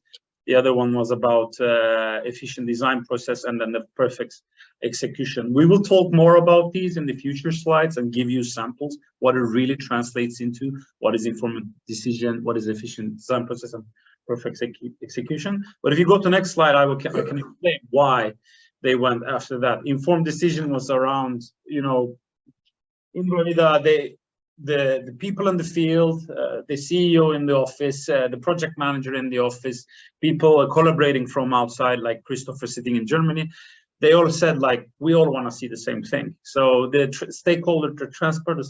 transparent stakeholder management was the #1 thing, where they wanted, like, okay, everybody should see the progress of the project equally. And that means they need to have a single source of truth. So the silo thinking on the data should be broken down. Is it an easy task? It's not. They had their attempt. We will see on future on the slides. To be able to do that, they wanted to have data like the vast amount of data that they're storing today through BIM and from other proprietary places. They wanted that to fuel their decisions. Another thing about was the efficient design process in today. I actually like the previous presentation a lot because it was talking about it, automation processes and everything, touching on some of the technologies such as Dynamo. We will mention those as well, but Bravida looked immediately like, okay, are we going to do vectoral design and MEP, or are we going to use the power of parametrical design and even do some automation? So efficient design process was all about making sure the design from the office to the field is done in the most efficient way possible, like literally having the least impact by being very operationally efficient and also saving a lot of man hours, which we will again touch later on in the presentation. And the last but not least, the why for the perfect execution was in Sweden they wanted to go paperless. Like the fears. Imagine a number of people having not having traditional paperwork when they're doing installments of lighting fixture or HVAC materials for MEP, but they have like instead tablets or big computer centrals within the tunnel, because they believe that they will have a massive sustainability goals reach. It will be health and safety will be easier to check on. Things will be recorded in a digital space rather than like paper space that can never really be maintained. So these were even on the field side. So from design in single source of truth, automation, all the way to the field side execution, which by the way started a month ago here in Sweden. They wanted to have that all connected. And for the rest of the presentation, hopefully we can deliver how Bravida managed to do that using different technologies. Thank you. And I give the stage to you, Christopher. Thanks, Phil. So when we started this project, we kind of didn't have a way of a set way of how to do this, how to achieve these things. And so basically we started by just looking, and we asked around a lot of different like design companies and things like that. But no one could really kind of help us. Like everybody told us that this project is too massive. It's gonna, take a lot of time, and it's gonna cost a lot of money, and we need like 30 people or whatever to do these things. And we didn't think so. So we were like, okay, whatever, we'll just do it ourselves then, because we had some kind of talents in-house already. So okay, well, yeah, let's just do it ourselves. But the question was then like kind of how do we do that, right? How do we get to these goals that we have?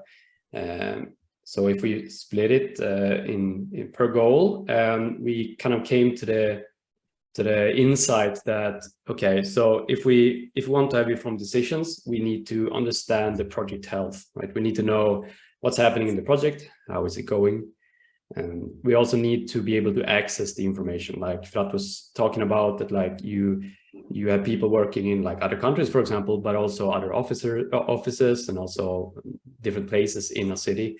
We need to be able to access the same information everywhere.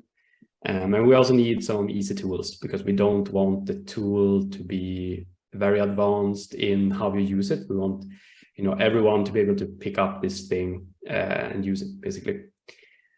So that's how we think we reach informed decision goal. And looking at the effective design, we strongly believe that automation is a very big enabler for a lot of things, and specifically then having a very effective design process. And also rich models, like information-rich models, can allow us to have more powerful automation, but it also gives the designer more information when they are designing the system, so that they can, make better informed decisions. And also the ability to carry over information was another kind of step we needed to be able to have an effective design process, because working with the Transport Agency of Sweden, they have a lot of very specific kind of rules and formats that they want and need. So we need to kind of get this information that we produce in like Revit or whatever, but we need to be able to kind of send this over in a format that's very good quality for them. So that was another kind of challenge. And looking at the perfect execution, then we need to learn as we go, because no one is perfect, of course, and we are gonna make mistakes in the beginning. So we want a way of working and systems that allow us to, you know, change and allow us to course correct, because we need to do that, right? We're gonna make some mistakes in the beginning, and we also need to give installers what they need. So we need a tool that, again, is like easy to use and that can kind of supply all of the information that that an installer needs, and hopefully more than they kind of could have had before, so we can give them more opportunities than we could have. And so this all of these kind of ways of reaching the goals kind of ended in this spaghetti monster. And I won't go super into detail about this now, but this is our systems talking to each other, how we kind of thought it would be. But when you kind of dumb it down a bit, it's basically in the center we have a kind of 5D model, I guess you could say. So this is based on APS. So this is tradition. I said in the video Forge, because that's what it was called, but now it's called APS, and it's a collection of APIs from that Autodesk has. So basically what that means is that you can have computers talk to each other and send information to each other and display it in different ways. And connected to that, we have SharePoint. And SharePoint is kind of our main document management system. And connected to SharePoint, then we have information about time plan, so like milestones and things like that when we need to do things. We have information about our time reporting. So, you know, someone does some work and then they report that. We have estimation, what we think it's going to cost, and we have the procurement, which is the actual cost that it turns out to be. So this is all connected to SharePoint, which in turn is connected to this big 5D kind of umbrella.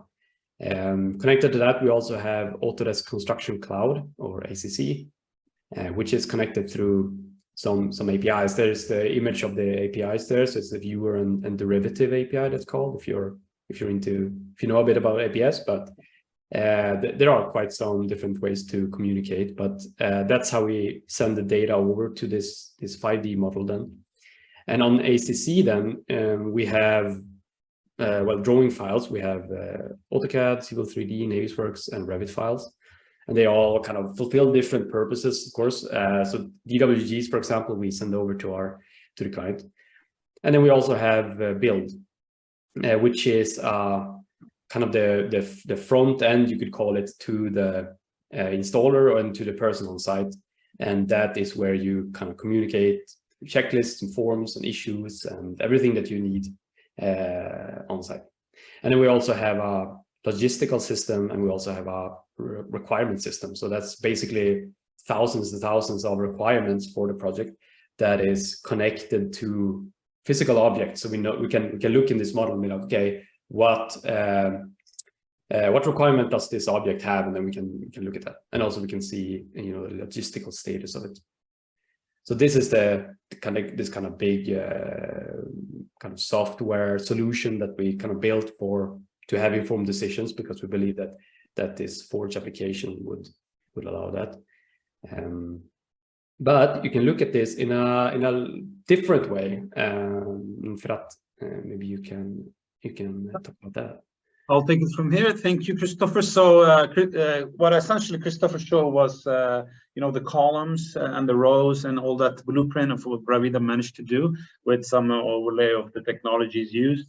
There's another way of looking at everything here. It's like, I think Christopher made it sound quite intuitively, but the other way of looking at it is the one on the right, the video that's rolling, is actually the model enhanced with all the data. And so the model itself represents the 3D model. That's where the BIM starts. And then once you put time and cost, then you became 5D already.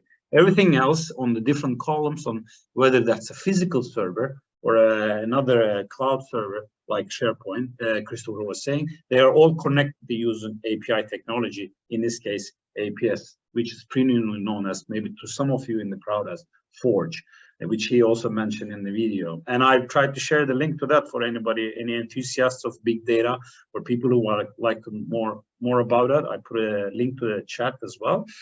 So this is just another way of looking at it. So what Christopher did, like Christopher and his team at Bravida did, is like they didn't only use Autodesk technology. You know, they had a Autodesk Construction Cloud where they used all the BIM modeling information as a CDE there. So everybody was collaborating there using Collaborate Pro, Docs, and different products. But then they said like, well, that's not enough. That's simply not enough. We have to put more information, and that's the technology they chose, the Forge, to connect everything from the SharePoint and all the other proprietary data places for the procurement, logistic, time, and also health and safety requirements. So, and I don't know, maybe if we have time left, Christopher maybe can show a little bit, actually, not the one that you saw in the video, but a similar application. But let's see how we go with the time by the time we're finished. From this one, I think we were now switching to the effective design. Christopher? Yeah, right. Let's go into that. So in this project, like we said in the movie, the video, there's a lot of unique components, and there's like more than 100,000. So these are unique, that they have a unique ID, and they also need to be provided with data about, you know, who's manufacturing them, what's the model number, you know, what's the warranty period and things like that. And there's also a lot of these kind of meter products, you could say, so like piping, cable trays, and things like that. And it's a huge amount. So we realized very early that we need some good amount of automation to kind of combat this, or to reach our goals. And we used Dynamo for basically like all of it, which is well, you were talked about that before, right? That it's a visual scripting or programming tool within Revit. So you see some videos here of, here's one that like adds the length parameter of the tunnel then to each of our sprinkler sections. So which, you know, it's very good to use, especially when we kind of need to redo things and we don't want to add that manually or something changes. We also have some review tools that create like views that can, you know, give you feedback about what you're missing parameter wise, or something that's wrong. And of course, it's you know, possible to export this and everything like that. And the maybe most impressive parts are the ones where we create objects. So here's one where a colleague of mine creates some cable trays for a whole, like one part of this tunnel. So this is 2 kilometers. You see him scrolling through here, cable trays, and along the tunnel, which was a very big kind of obstacle, because it's very difficult in Revit or in general to, you know, design something that doesn't have a very set slope, because of course in a tunnel that is you know, not everything is completely flat, and it's not going with a specific slope at all times. It changes dynamically. So it was a big thing to kind of you know, reach that goal. And then we also did some ROI calculations about kind of how well did we do, or kind of how well did Dynamo help us in automating. So for that, take it here, Christopher. Thank you. So just like Christopher's examples with the Revit and Dynamo combination, we said like, okay, you're doing all this impact. How about we measure this a bit? So what we simply did, like exactly that complicated task. What would it take if people were to do it just with AutoCAD, like the traditional vector design? What would it happen if? How long would it take if we were to take it over with Revit? And how long would it take if we were to do Revit and Dynamo combination? And there's a very detailed article in the handout, in the link that I've shared in the chat, like about the whole terminology and the whole variables, different variables that we have used. But simply we looked at like number of people needed, number of work man hours needed, and then how Dynamo can reduce that. Like if we were to use only AutoCAD and then move to Revit and Revit Dynamo combination. The parametrical design is already a 50% cost reduction and workforce reduction. And once you start to use our virtual programming, which was mentioned also in the previous by the previous presenter, you would see much more return of investments. We, as Autodesk, we help our clients and customers, resellers do these studies. My colleague, Evelyn Lettema, who is in the crowd there in physical, she can always help you with that as well. We were happy to replicate this with anybody that it has interest. Just reach out after the webinar and we can see, we can try to answer your questions and replicate it with you. Thank you, Christopher. Christopher, you have audio? Oh yeah, sorry, I was muted. So the last goal, that was perfect execution. Like we talked about earlier, so we used ACC and Autodesk Build to kind of reach this goal then. And some things that we use there is forms, which we use to view project health, because we can know what's where there are some what forms are filled in and what have are not completed or have issues on them. We can quality assure that we actually have done these things and someone has signed it basically. And also we have safety procedures here, so which is very important. We know that people have made gone through the safety of maybe an area before they start working there and things like that. Another thing is files and issues. So like I was saying, issues is something that we create when something maybe is different than we thought it would be, or there's a change, for example. And we also have files, of course, so you can look at PDFs and documents to read and learn more about what you are doing. Maybe there's some information about how to install something, things like that. And we also have 3D models then in this tool. So we use BIM Collaborate Pro to work in Revit. Sorry. And so these models are already on ACC. So basically this is just looking at those same models. And you have some tools in there that you can get information about an object and things like that. So this is then how Build is used and ACC. On specifically, this is on a phone then, but it also works now on a tablet. But we also have there's also a web interface, so you can do the same things on the web interface, and you can also we also do a lot of when we work in the files themselves designing, we also use then ACC to share data between groups and things like that. So if someone uploads does some export or something, they would upload it here, and then everybody has access to it. Things like that. And there's of course a lot of future potential to kind of keep developing. We're using some Forge APIs already. There's also some that we're looking into, for example, design automation and data visualization, to kind of bring more visualizations in the tool, and also automate some parts. Instead of using Dynamo, create an automation directly on the cloud, so you don't need to open a file at all. You can just run that, and especially good for things like quality assurance, where you can run that automatically when a new model is updated, and you can check and see, okay, this is up to quality standards, or maybe it's not.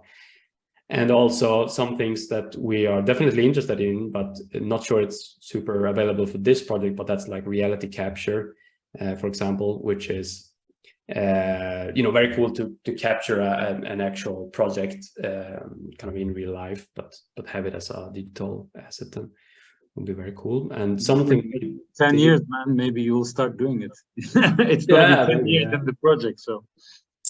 Yeah, right. I mean, yeah, we have talked about scanning and things like that, and it would be cool. I mean, if we have a scan, we can just bring it in, right, to this model view. So another thing that's very cool is that you can also overlay a kind of Google Maps image to this. So you can also have, in case you have several projects, you can have kind of like a map of an area, and then you can see your 3D models, right?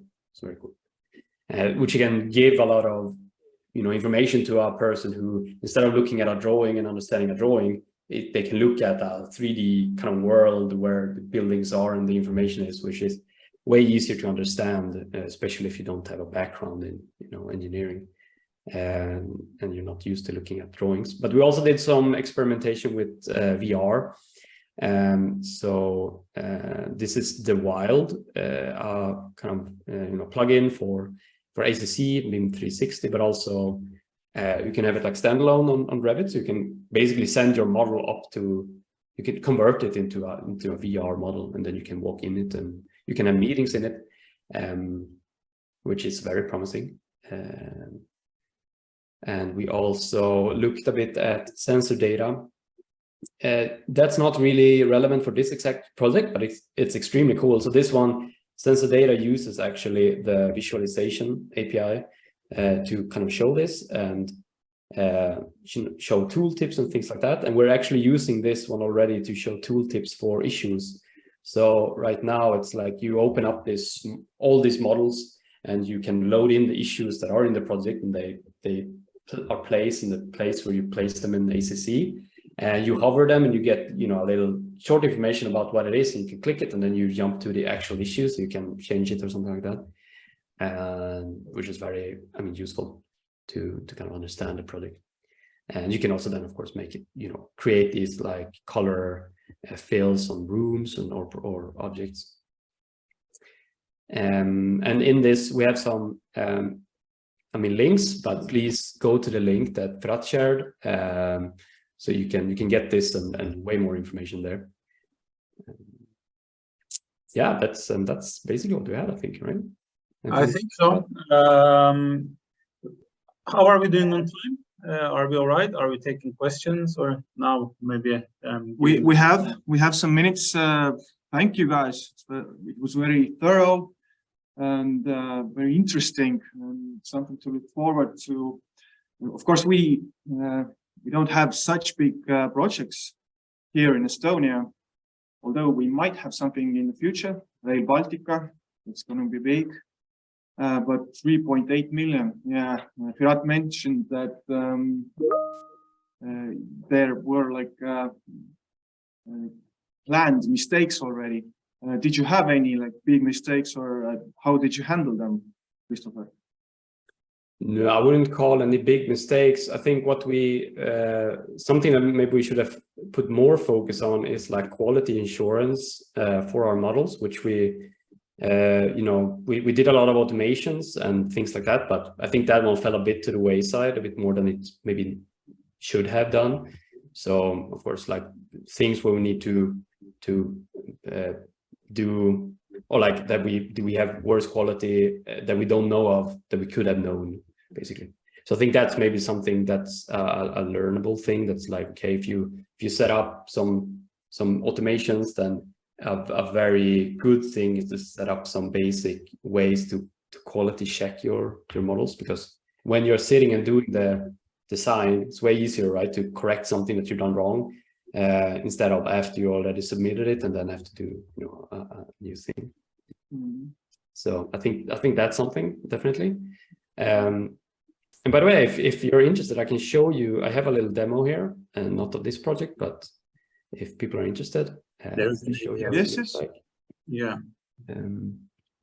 While you're preparing, I would just like to remind everyone again what Christopher and his team did, which is, I'm sure your partners or your sellers in Estonia can help as well. It's one thing to use our, Autodesk technologies. They're all we're going all platform, or very cloud friendly and going all platform. I think there is more topic on this in the after our sessions as well.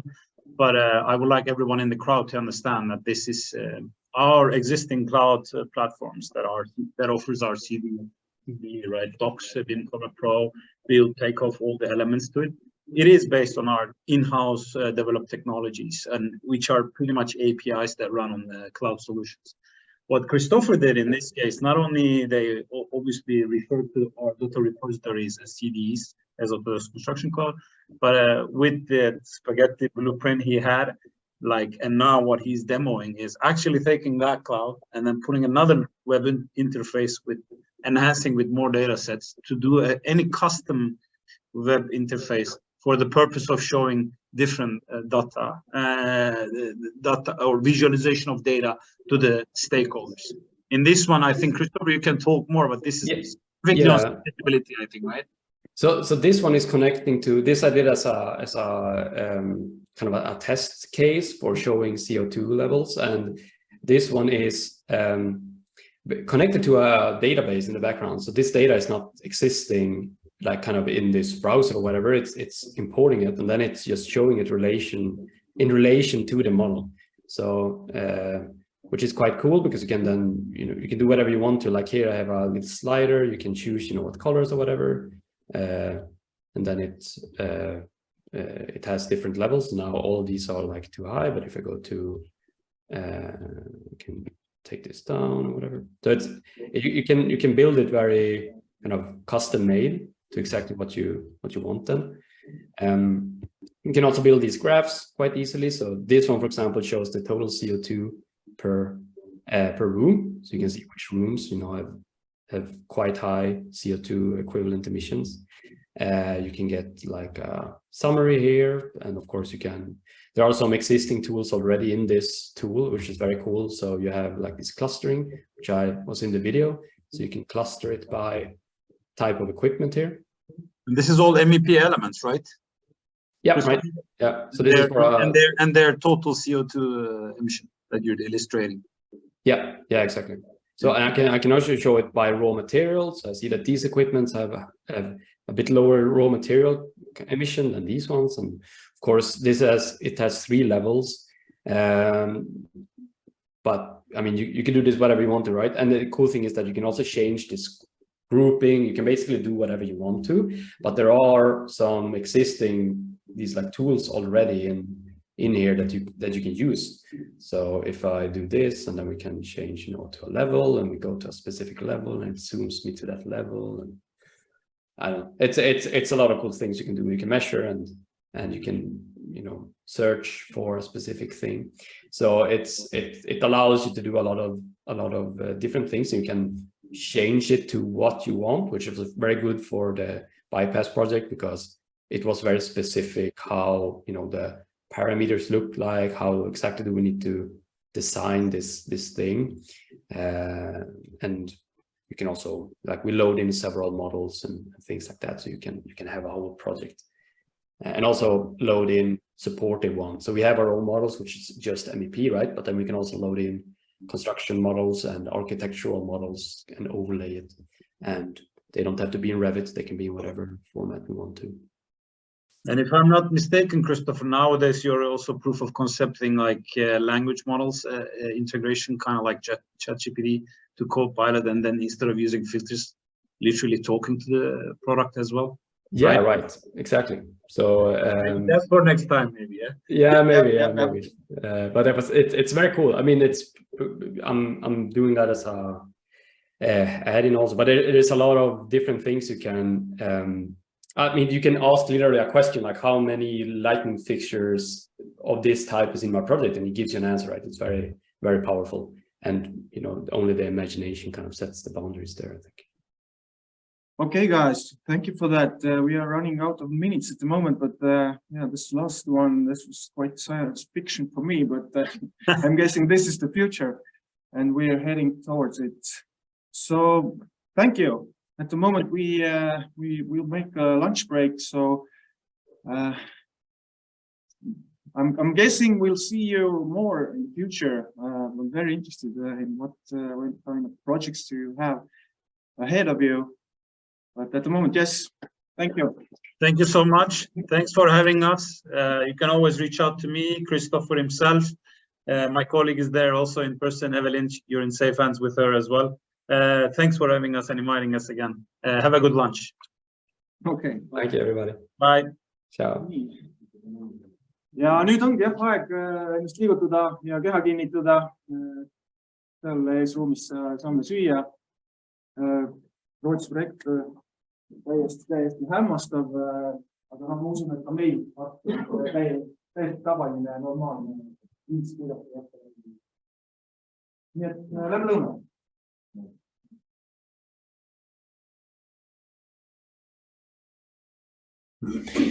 No nii, tere siis uuesti kõigile, Alar endiselt, veebis olijatele ka, et me siis teeme teile niisuguse väikese demo laadse toote ja siis näitame teile ühte võimalikku niisugust viisi, mängime läbi niisuguse väikse koostööprojekti, kuidas siis võiks nii-öelda eri osad toimida, kasutades siis niisugust asja nagu seda BIM Collaboration keskkond või Doksi keskkonda või kuidas seda nüüd siis kenasti nimetada.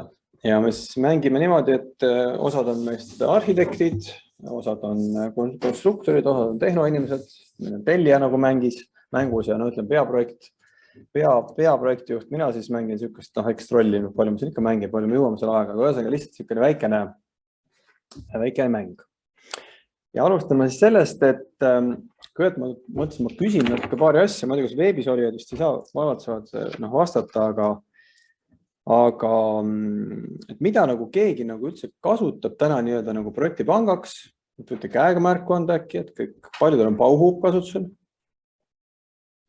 päris mitmel, kes kasutab, ma ei tea, Dropboxi, kus faile hoida, ka käsi tõuseb, mingit SharePointi, ikka tuleb, kõik kasutavad kõike.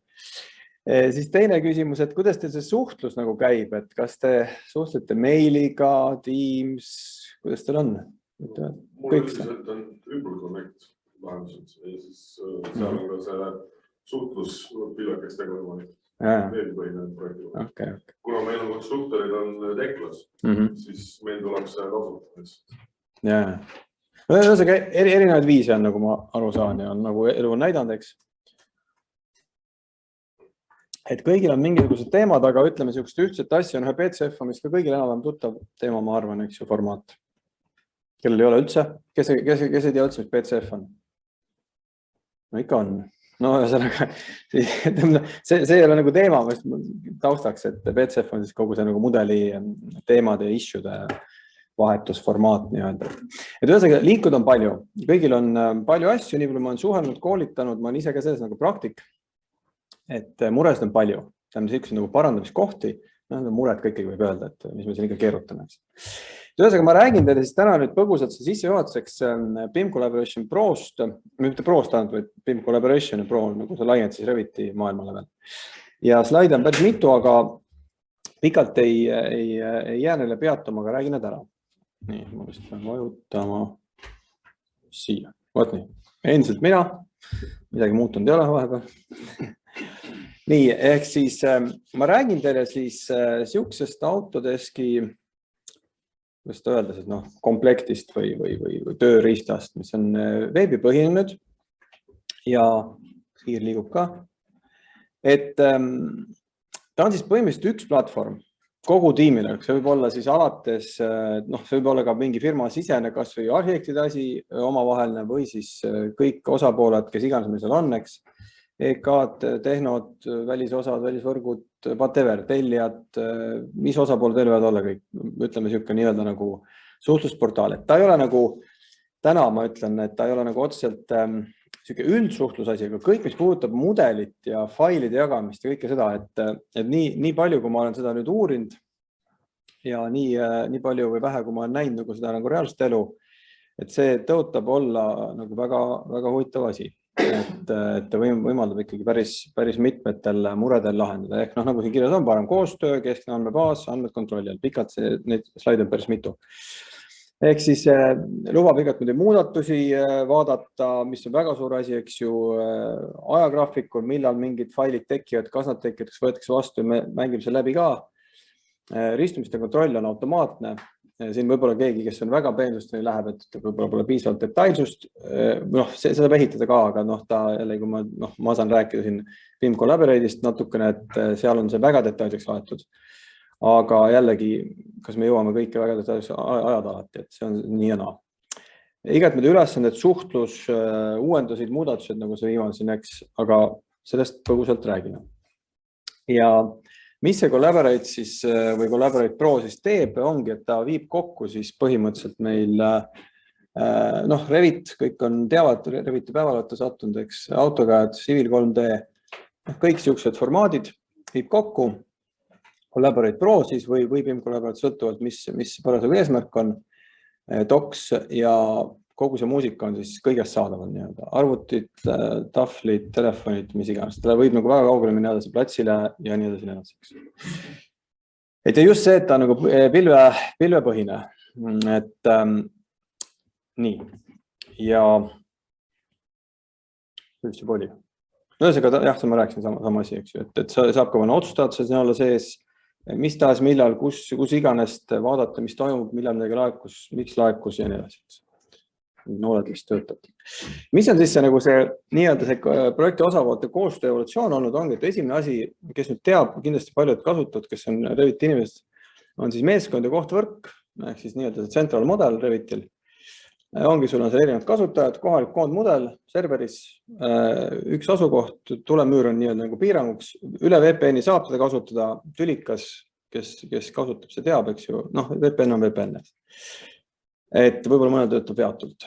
Et see oli nagu esimene siis, koostöö mõistes. Revit on ju kogu aeg olnud ja see Central on seal väga ammu olnud, kuigi paljud, jällegi minu kogemust, ma ei saa öelda paljud, osad ei ole veel isegi sinna tegelikult läinud, osad firmad, mille ma isegi imestan. Jällegi koolituse asjad. Mis tal see on, eks ju, ta on piiratud koostöö, et tegelikult seal on nagu mudeli jagamine. Kui küsin, kes kasutab Central modelit?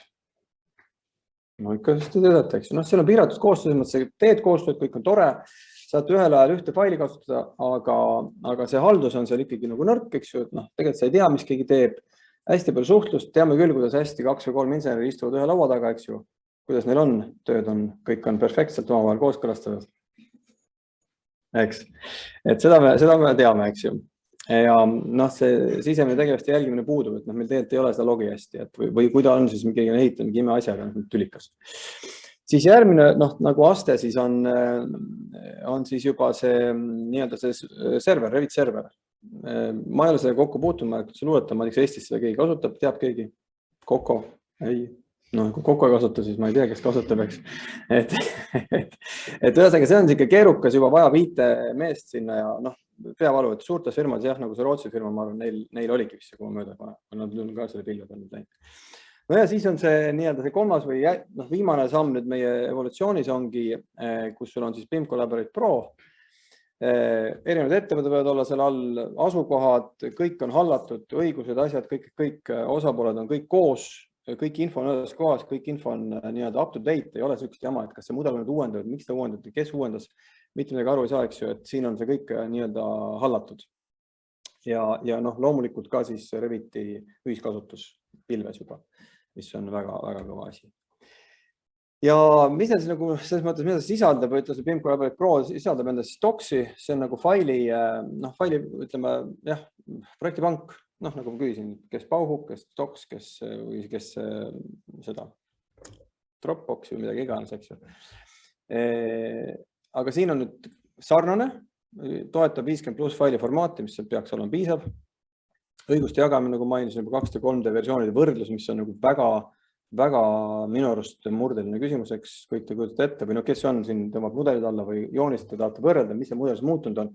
Me nagu usaldame, või alati nagu kõik teavad, kõik insenerid annavad väga hea kaaskirja kaasa, eks ju, täpselt muutsin seda, pane seda tähele, seal on see koht, on nii, on, eks, et me teame alati täpselt, et seda muret meil ei ole, eks, siis design collaboration siis ongi, et millal on midagi välja antud, sa määrad seda paketid ülevaatus, edastamine, visuaalne versiooni võrdlus, ehk tõesti reaalselt see võrdlus, mis seal mudelis on muutunud, et sa ei pea nagu ainult usaldama seda super kaaskirja, vaid sa saad ka vaadata. Ja siis Cloud Workshare, nagu ma maininud, see on nüüd puhtalt Reviti siis tsentraalmudel pilves, mis on super asi jällegi. Et tõesti te saate teha koostööd reaalselt pilvemudelis ja see ongi up to date, et ei pea nagu muretsema kõike siukest asju. Model coordination, siis nagu see 4. moodul seal selle Collaborate Pro sees on siis automaatselt kokkupõrket, et taustal tegutseb, ei pea sellega vaeva nägema, super asi. rühmituse tähed ja kõik kogu see koordineerimise teema. Et mis siis need põhiasjad on, vaata, kus meil ajaga on, vist on natuke veel. Et koostöö, suhtlus, koordinatsioon on siis nagu need võtmesõnad, mis seal võiks siis olla, et tõesti, need on kõik, mis meil tegelikult ju, me kõik tahame seda teha, me tahame, eks ju, koostööd teha, me peame tegema, eks ju, tegelikult, mis me siin tahame, eks. Et neil on ajad, kus me igaüks teeb, annab asja ära, ütleb, vaadake, see hakkama saate. Suhtlus on ju see, mis tegelikult on kõige võti. Me peame suhtlema omavahel ja kõigi sirgemad, mis vähegi saab olla. Koordinatsioon siis ka, et keegi peab seda vaatama, keegi peab seda koordineerima, et seda kõike meil tarvis. Nii et siis põgusalt nendest lasen nagu üle siit, et mis see tähendab, et koostöö, et tõesti, et see ligipääs on igalt poolt. Saate jagada kõikidele, kes vähegi seal nii-öelda projekteerivad seda infot, mis siis toimub, mitme tasandi autoriseerimine, nagu mainisin, et seal on 6 eri tasandit, ala seal, kes on siis admin kuni lõpuni välja, siis keegi, kes vaatab faile või midagi siukest ja kuidas see jagamine käib ja seal saab väga täpselt teha, et ühesõnaga see, kes peab nägema, see näeb, kes ei pea, see siis ei pea kõike nägema, pole tarviski või kasutada või mis iganes, eks ju. Tellija võib näha teil viimast faili, aga ta ei pea midagi saama seal muuta. Siuksed võimalused kõik olemas, mida siis nagu muidu on nagu keerukam teha nii-öelda IT-tehniliselt, eks. Et siin on mul mingi pilt ka pandud siia, et natuke ma panin siia, et kuidas see ülesehitus, aga see ülesehitus on iga enda asi, seal on omad reeglid tekivad, aga seda saab kõike teha nii-öelda oma projektipanka sinna põhimõtteliselt. Siis, nagu ma ütlesin, kasutusõiguste andmine, siin on vist meie kirjas ka, kes on adminid, arhitektid, BIM managerid, kõik siin tulevad, et kõigil on omad õigused, rollid, täpselt nagu ma enne mainisin. Suhtlus ehk siis, mis on tähtis ka, juhitud peaks olema, et mudelite nagu üleandmine, et nagu ma ütlesin ennem, et tõesti need mudelid tulevad, keegi ei suuda neid tegelikult nagu kontrollida, mis sealt tuleb. See on kõigil teada enam-vähem, mis on istuvad, eks, tõsine peavalu. Et see võib tunduda nagu nali, kuna küll Kokoga koostöö, see mudeli maht läks nii suureks lõpuks, et ma mõtlesin, et see ei ole enam võimalik. Et igast otsast tuleb sisearhitektidelt, elektrikutelt, sealt kolmas koht, kui veel IFC, et tõsine mure, eks ju. Mitte, et see nüüd kogu maailma muresid ära lahendab, aga see on väga tõsine samm edasi. Ja mõte on selles, et te tõesti saategi õigel ajal võttel tekib siuke nagu swim line, ma ei tea, mis eestikene hea sõna oleks vastu. Et millal mudel tuleb, kes andis mudeli, kas ma olen selle vastu võtnud, kas see sobib, kas tagasi lükatud, et tekib täiesti nagu reaalne süsteem. Et see on ülimalt vajalik asi, et nagu kirjas ongi see, et parandame selgust ja projekti graafiks püsimist ka, et kui on kokku lepitud, et näete, mudelid laetakse üles, siis kõik teavad, kes on BIM koordinaatorid, tavai reedel, et laeme üles mudelid, siis sa ootad seda, ta ei tule, sa pead kontrollima, kas ikka tuli, vaatad seal, millal see tuli, kas ikka on, ja siis sa pead kopima kuskil oma serverisse, tõstma ümber kuskil Dropboxist, tuttav-graama. Ega muidu see on kõik tore, eks ju, algus oli juba kihvt tundus, kihvt. Aga mingi, et see muutub meeletult koormavaks, et sa lihtsalt, sa ei saagi muud enam teha, kui neid tõsta. Nii, kommentaarid, märkused, tuttav asi nii-öelda, see on olemas, eks ju, erinevates IFC vaatorites täna, kes kuidas kasutab, aga siin on ta nii-öelda nagu integreeritud kogu sellesse potti ja ta läheb ka Revitisse. Ehk kui nüüd ikkagi enamus, mis iganes hunnik inimesi teevad või osapooltest teevad Revitisse, Revitisse saab ka nüüd viia sisse. Et ta on otse nii-öelda, et asi läheb nagu palju sirgemaks kogu see asi. Ja kinnitamised asjad, mis siin kõik on, eks. Koordinatsioon, ristumist, nagu ma ütlesin, kokkupõrked, automaatne tuvastamine, super asi. Et tõesti, muidu tuleb mingeid reegleid asju ehitada, siin on ta jällegi, see on nagu peenem teema, aga siiski ta on ja kiire, ta on taustal, ta on pilves. Eks, saigi otsa. Et ühesõnaga, see oli lühike sissejuhatus või niivõrd kuivõrd. Ja nüüd me siis teeme siukse triki, et me mängiks selle nagu läbi. Praetes küsimusi ei võta? Ei, võta. Nii, kuidas ma saan siit välja nüüd? Nii, hops. Nii. Täitsa kinni. Jah, okei. Siis me tegime nüüd videot selle peale. Me osa asju me võib-olla natuke näitame, aga kõik enam teavad, mis on Reviti linkimine. Me lihtsalt mängime ta läbi, meil on videot teed selle peale, et ma panen nüüd see video käima. Nii. Ehk põhimõtteliselt, kas ta käib nüüd? Et seda ma praegu näitan siin, kus me oleme Doksis sees, ta natuke kiiresti käib. Et Doksis oli juba projektipank tehtud, ma korra näitan see hüppast hirmult kiiresti üle, et siin me oleme teinud niisuguse näidis nii-öelda puu, et meil on siis nagu ma ütlesin, erinevad osapooled, geoalus, AREK, KVTK, mis iganes olla, siis kes nagu tahab, eks. Ja meil on tehtud siin ka pandud kasutajad siia nii-öelda tiimi juba lisatud. See on ka hästi lihtne kõik. Ja siis järgmine asi, me näitame ongi, et me lähme design collaborationisse ja loome siis tiimid. Ehk igale nii-öelda osapoole või distsipliinile me loome tiimid ja näitame tiimi kausta ära, kuhu siis tekivad tiimifailid. Ehk igal tiimil saab olema siis oma fail või kaust, folder, kus tal on tema töömudelid ja siuksed ka, mis ta on nii-öelda endale ka võtnud teistelt sisse, et see on nagu peenem asi juba, et hästi täpne või heas mõttes. Ja siin me loome need kõigile siis tiimid. Tiime võib olla erinevad, see võib olla BIM tiim, meie pealt tegime nagu nii-öelda distsipliinide kaupa, seda tuleks nüüd vaadata iga firma, et kuidas tal see kõige ägedam on, see läks hästi ruttu, hästi ruttu tegime ära, tiimid valmis. Eks. Järgmisena me tekitame siukse asja, mis on nagu shared folder.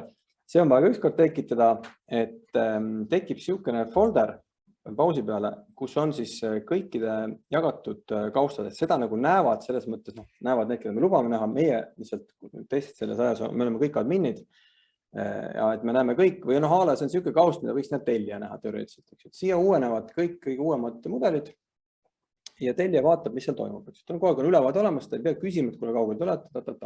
Et siukene süsteem, et see on nagu automaatne peale tiimide loomist, et seda ei pea nagu ise leiutama, et see on nii-öelda sisse kodeeritud süsteem siin.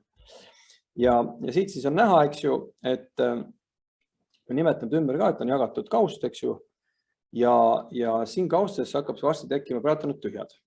Et nii, seda praegust kinni. Siis siuke mäng, et kõigepealt on meil nagu nii-öelda geoaluse tiim, mis tekitab meil mingisuguse geoaluse, läheb tööle. Et ja selle siis siin me näitame seda, kuidas see geotiim, ütleme, antud meil ei ole selle kohta, stopp. Natuke tagasi. Geotiim siis lõi oma mudeli piltlikult öelduna, kuskil mudeldas midagi, tegi oma geoaluse. Ja nüüd ta siis mõlemat, kõike. Ja, eks. Ja idee on, et selles ma näitame seda nii-öelda swimline'i teemat, et ta nüüd laeb üles Revitist nii-öelda pilvemudeli, et Revit saab ka teha nüüd lokaalmudeli, see on nüüd täna juba natuke minevik, eks me räägime tulevikus ikkagi. Ja ta laeb selle üles tegelikult pilve. Pilve enda kausta, ta on pilvemudel. Ja nüüd selleks, et ta siis seda ka nii-öelda välja jagaks, on siukene töö, ma tõmban selle äkki alla, saan ma siit võtta. Nüüd ta on siuke nagu siis töö, mis on siis õige sõna, töövoog ja meetod. Et ta põhimõtteliselt, ta tekitab uue package'id on nimed, võtab enda mudeli, mis on tal tema enda kaustas, eks ju. Ja paneb talle nimeks, et see on see pakett, see on antud on see esimene pakett ja jagab selle välja nii-öelda. Salvestab ära ja nüüd tekib siis, kohe varsti võtab share'i siin, paneb veel kirjad, mis siin umbes sees on, antud on esimene, et seal pole palju kirjutada, aga võiks saada aru. Ja siis tekib meile nüüd siia, tekib siuke sümbol, see on geotiim, siin üle on tiimid riviseks. Geotiimil tekib siuke sümbol, et ta on jaganud selle välja ja see ümmargune on siis nagu teistel, et siit ta näeb, et ta on salvestanud selle, niipidi, eks, see kandiline. Ja ümmargune on see, et ta on selle välja jaganud ja see tekib nagu nii-öelda aja joon. No nii. Ja nüüd ta siis põhimõtteliselt tuleb teade tiimiliikmetele, et geotiim on jaganud välja mingi faili ja vastavalt, kellel me määranud, kellel peaks tulema nii-öelda ja siis arhitekt näeb seda, kohe ma näitame, kus ta siis läheb, et see package, mis ta nüüd välja jagas, see tekibki see jagatud kausta. Geo alla, et see kopeerib. Ehk teil jääb see enda fail jääb teie kausta, see on nagu teie tööfail tegelikult. Ja tööte välja jaganud paketi, mis läheb siia kausta, mis tekib siin automaatselt, ehk siis kes iganes peab siis sealt võtma, see teab, et siin on tekkinud uus fail. Nii, et see siis nagu välistab seda, et kuidas öelda, et kui sa pole välja share'inud, siis keegi seda sinu faili ei saa, see on tööversioon, et sa ei pea seda välja andma, et see ei teki nagu segadust, et kas see on nüüd õige või ei ole, et kui ta on seda välja share'inud, siis tähendab, et on käest juba. Nii. Siis arhitekt saab teate, näitame ka, et AR kaustas on tühjuseks. Siis seejärel geotiim on lõpetanud. Nüüd hakkab AR ette aasta. Nüüd mina astun siit kõrvale korraks. Mida? Hei. Nii, ja siis alustan tööd mina.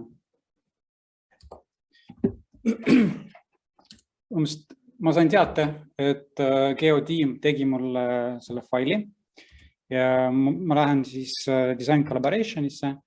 Siin ma võtan selle sama package'i, mis oli geotiimi poolt tehtud ja consume'in seda, ehk siis võtan endale, hakkan kasutama. Salvestab selle, consume'iga vajutan. Ja see, ma vahel märkuseks ütlen, et lihtsalt teised näevad ka, ahah, see pakett on vastu võetud. Ja, ma võin ka öelda, et nagu midagi on seal valesti, aga antud staadiumis suht raske mulle praegu midagi otsustada veel. Vastu vaielda. Siis üleval valib enda selle package'i ja need failid automaatselt siis lähevad siia doksi samasse kausta, millest räägis ka Alar. Minu kaust arhitektuur, seal tekib siis see geo. Mul endal veel enda sellise back'i ei ole, siis see tähendab, et ma peaksin selle faili endale tekitama ja mina ei ole veel midagi nagu jaganud kellegile. Siis võtame edasi korraks.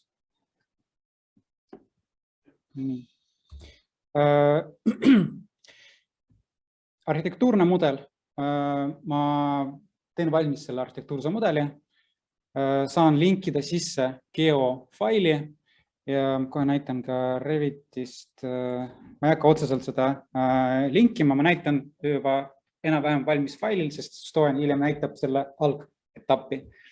Et linkimine toimub samamoodi nagu teistes, teise faili, teise vaatesse, sest lehe peal mul linkimist ei ole. Linkimine samamoodi, link Revit ja ta viib mind siis doksi kausta ja need doksi kaustad on mul nagu Dropboxi kaust on minu arvutis. Siis geofail, geotiimi poolt tehtud fail. Seal ei ole ju erinevaid nagu vaateid ega külgvaateid, plaane, nii palju võrreldes minu arhitektuurse mudeliga. Kui mina näiteks mingi hetk saan enda mudeli valmis, siis tahaks jagada ka enda mudeli järgmistega. Ja siis ma saan valida ka, mida ma täpselt tahan, et oleks jagatud. Ma ei taha tervet faili, sest see puu siin on hästi suur, see projekti browser.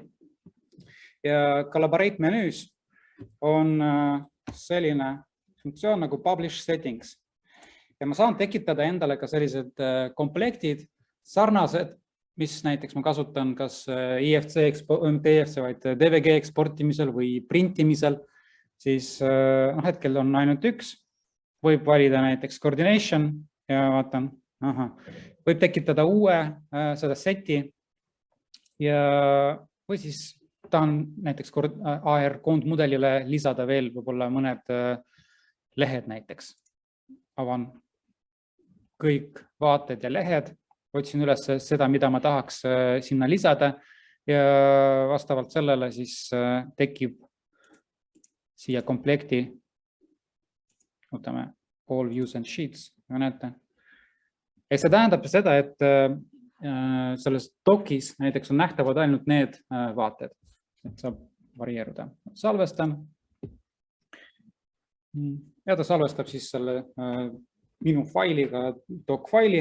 Ja nüüd mul on vaja eraldi teha ka selle paketi endal. Et ma võtan selle peidan selle ära. Nii. Okei. Ehk siis nüüd mina peaksin tegema selle sama paketti, lähen Design Collaborationisse, vaatan selle timeline'i, vajutan Create Package. Selline on minu mudel, annan talle nimetuse. Võib ka kuupäeva järgi nagu panna sinna nimetuse. Ja jagan. Nii, saab kommentaarid lisada vajadusel. Ja nüüd see fail läheb doksi.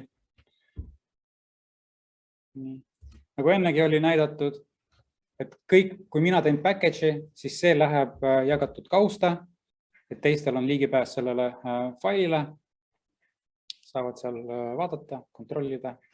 Ja mina lõpetasin ja alustab EK osa.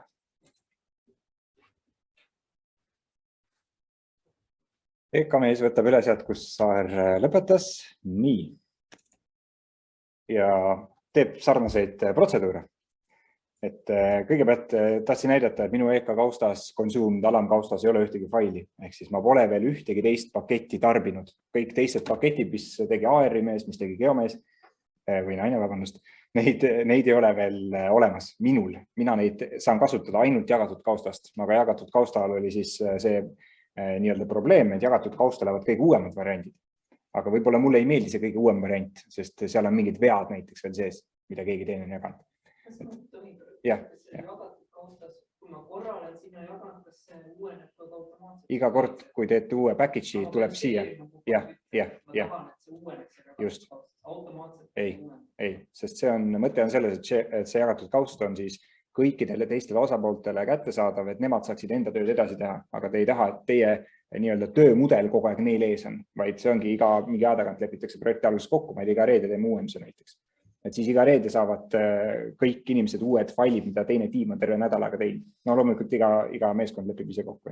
Aga kas ma saan oma mudelist taha tõmmata ainult kaustas consumed? Te saate kõiki faile tegelikult taha linkida.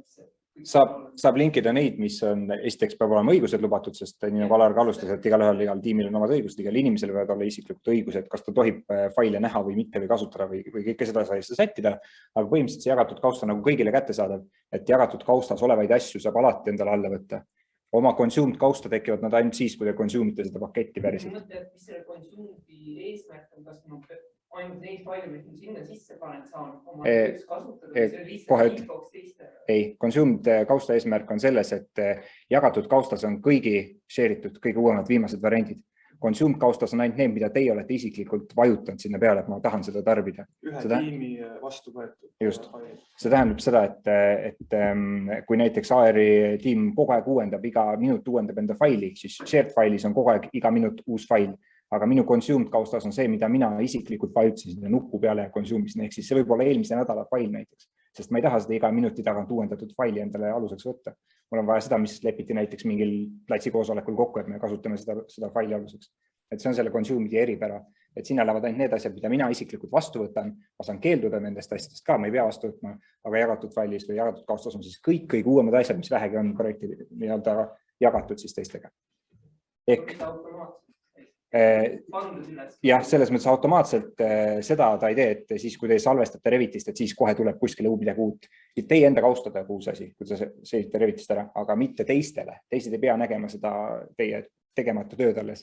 Nii, ja siin ma näitangi siis, et minu consumed kaustas ei ole midagi. Minu consumed kaust on täiesti tühi EK osas, seal ei ole ühtegi faili. Ja selleks, et siis endale midagi aluseks võtta, et mitte kasutada neid jagatud faili, mis võivad olla alles nii-öelda pooleli olevat tööd, kellelgi, kes kogemata jagas enda paketti või midagi välja, siis selle jaoks ma teengi samamoodi nagu ka AR osa siin tegi.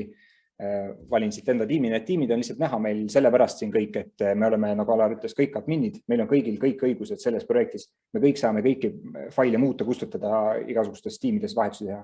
Päriselus on teil ainult enda tiim, kuhu te saate nii-öelda sisse minna ja mingisuguseid pakette luua. Te ei saa minna, ma ei tea, AR-i tiimi ja hakata sealt mingeid asju välja jagama, et see ei ole võimalik, kui teil pole ligipääsu sinna. Et see ongi see tiimide loomine on siis ligipääsudega seotud. aga meil on nagu, me ütleme, et meil on kõik õigused, sellepärast see video natukene on selline petlik, et me nagu saame igal pool ringi liikuda, päris nii tegelikult te oma projektis ei saa, et te igale poole ikka ei pääse. Et te näete seda jagatud kausta, näete enda kausta ja rohkem te tõenäoliselt ei näe midagi, kui teil ei ole ligipääsu antud. Nii, aga sama lugu siin, et pean tegema ka ise paketi või pean siis mitte paketi tegema, pean kellegi paketi tarbima, et tema failid enda kausta saada. Muidu ma saan neid sealt jagatud kaustast võtta, aga ma ei taha seda. Ma tahan seda konkreetset faili sellel kuupäeval jagatud paketist võtta ja siin on ka eraldi nupud olemas, millega ma saan vaadata, mis seal paketis sees on. Ma ei pea seda pimesi vastu võtma ja saan võrrelda eelmise paketiga ja nii edasi, et need variandid on ka olemas. Nii, aga praegu siis tarbin seda paketi või võtan ta kasutusse ja tulevad siis ka minu doksi kausta, consumed alamkausta need samad failid. Nii et kui ma vaatan enda consumed alamkausta, mis enne oli tühi, siis nüüd on seal sees AR-tiimi kaust ja tema see konkreetne fail, mida mina consume'isin, mis tuli sellest paketist. Seesama versioon, seesama kuupäev sellest hetkest, kui tema selle tegi, on siis minul ka nüüd olemas. Isegi kui tema nüüd salvestab 3 korda uut faili, siis minul on ikka vana fail, sest mina töötan mingi tsükli abil või mingi tsükli alusel.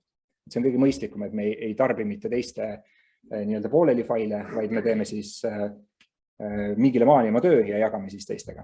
Ja seda saab näha ka, et kes näiteks vana versiooni kasutab, et öelda nagu uuenda.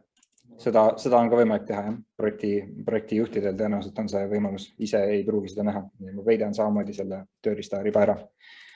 Nii, ja siis mina teen siis Revitis tööd, hakkan siis tegema selle AR põhja peale enda EK mudelit või konstruktsiooni mudelit, võtan siit mingi aluse, ma kasutan Revit testi alusfaili ja reklaam Revit testile, võtame Eesti aluse alla ja nii nagu Revitis ikka, et saan siia sisse linkida siis faile, kustutan siit mingi sodi ära ka, ma natuke enda edasi ja saame võtta siis selle lingi alla otse sealt Autodesk Docsist. Me saame võtta seda läbi sellise programmi siis nagu Desktop Connector, et siin väike lisaasi on meil arvutisse installitud, mis võimaldab kättesaadavaks teha kõik need failid, mis on seal Docsis, ainult nendes projektides, millel meil on ligipääs, ainult nendesse kaustadesse, millel meil on ligipääs. Jällegi meie näeme siin mitut projekti, sellepärast et meil on ligipääs igasugustesse kohtadesse, aga teil on tõenäoliselt üks projekt, üks kindel kaust ei näe kõikide inimeste kaustasid ilmselt, sellepärast et teil pole neid vaja, teil pole ligipääsu. Aga mina siis võtan enda EK kausta, sest sinna mul on alati ligipääs ja oma consumed alamkaustast võtan selle AR faili, mis ma just tarbisin seal internetis olles ära nii-öelda ja saan selle siis võtta lingina sisse. Nii et ma saan alati linkida kas sealt jagatud kaustast või enda consumed kaustast, et see on alati lubatud. Nii, ja siis teen selle mudeliga, mis iganes EK osamees tavaliselt teeb, võtab siit, vaatab seda mudelit natukene, uurib siit mingisuguseid elemente, kopeerib siit üle näiteks teljed, saab kas siis otse kasutada mudelit alusel, nagu ikka te Revitis teete, või saate kasutada copy monitori ja sealt kopeerida lingist elemente, nii nagu te Revitis ikka teete, et siin mingit erisust ei ole. Siin ma joonistasin mõned elemendid peale, vaatasin neid elemente natukene, kerime siit edasi, siin ei ole midagi huvitavat. Ja laadisin korraks lingi maha ka, et näha, et ma päriselt olen tööd teinud, et see ei ole arhitektuuri mudel, mis seal all on, vaid EK mees ka midagi tegi, ta tegi ühe seina ja 4 telge. Natukene on tööd teinud. Ja nüüd üllataval kombel on EK osa valmis.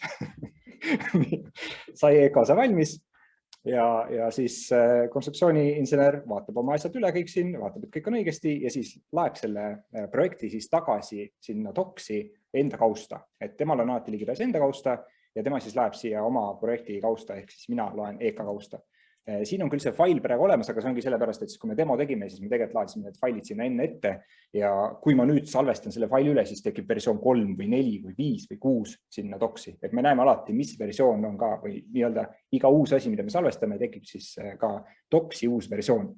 Nii et see fail siin on olemas, on täitsa okei, see on lihtsalt versioon 2 ja kui mina save'i vajutan, siis tekib versioon 3.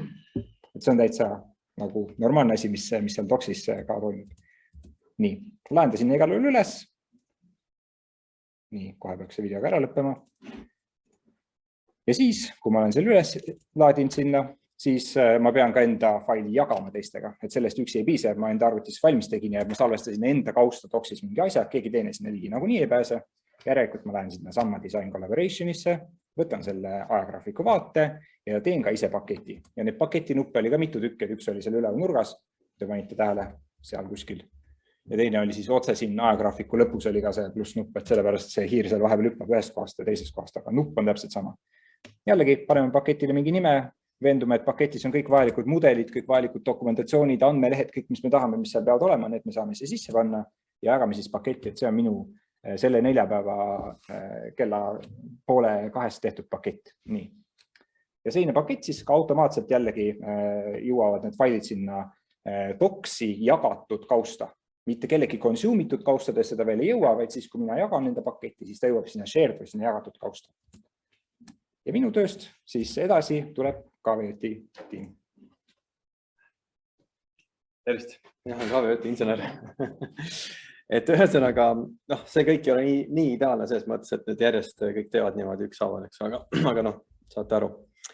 Ehk siis minul on nüüd õige asi, eks ju, 7.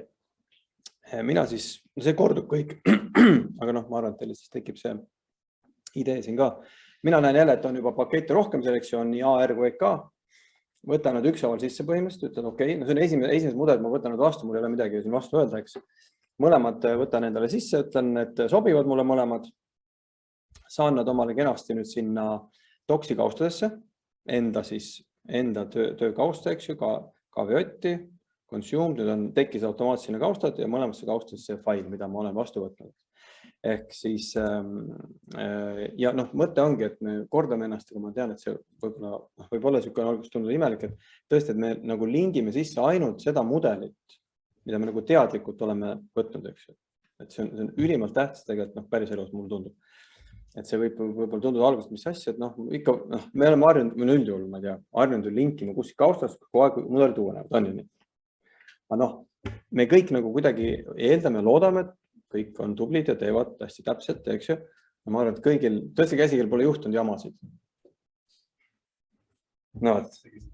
Just, või te kõik kasutate vähem rohkem määra.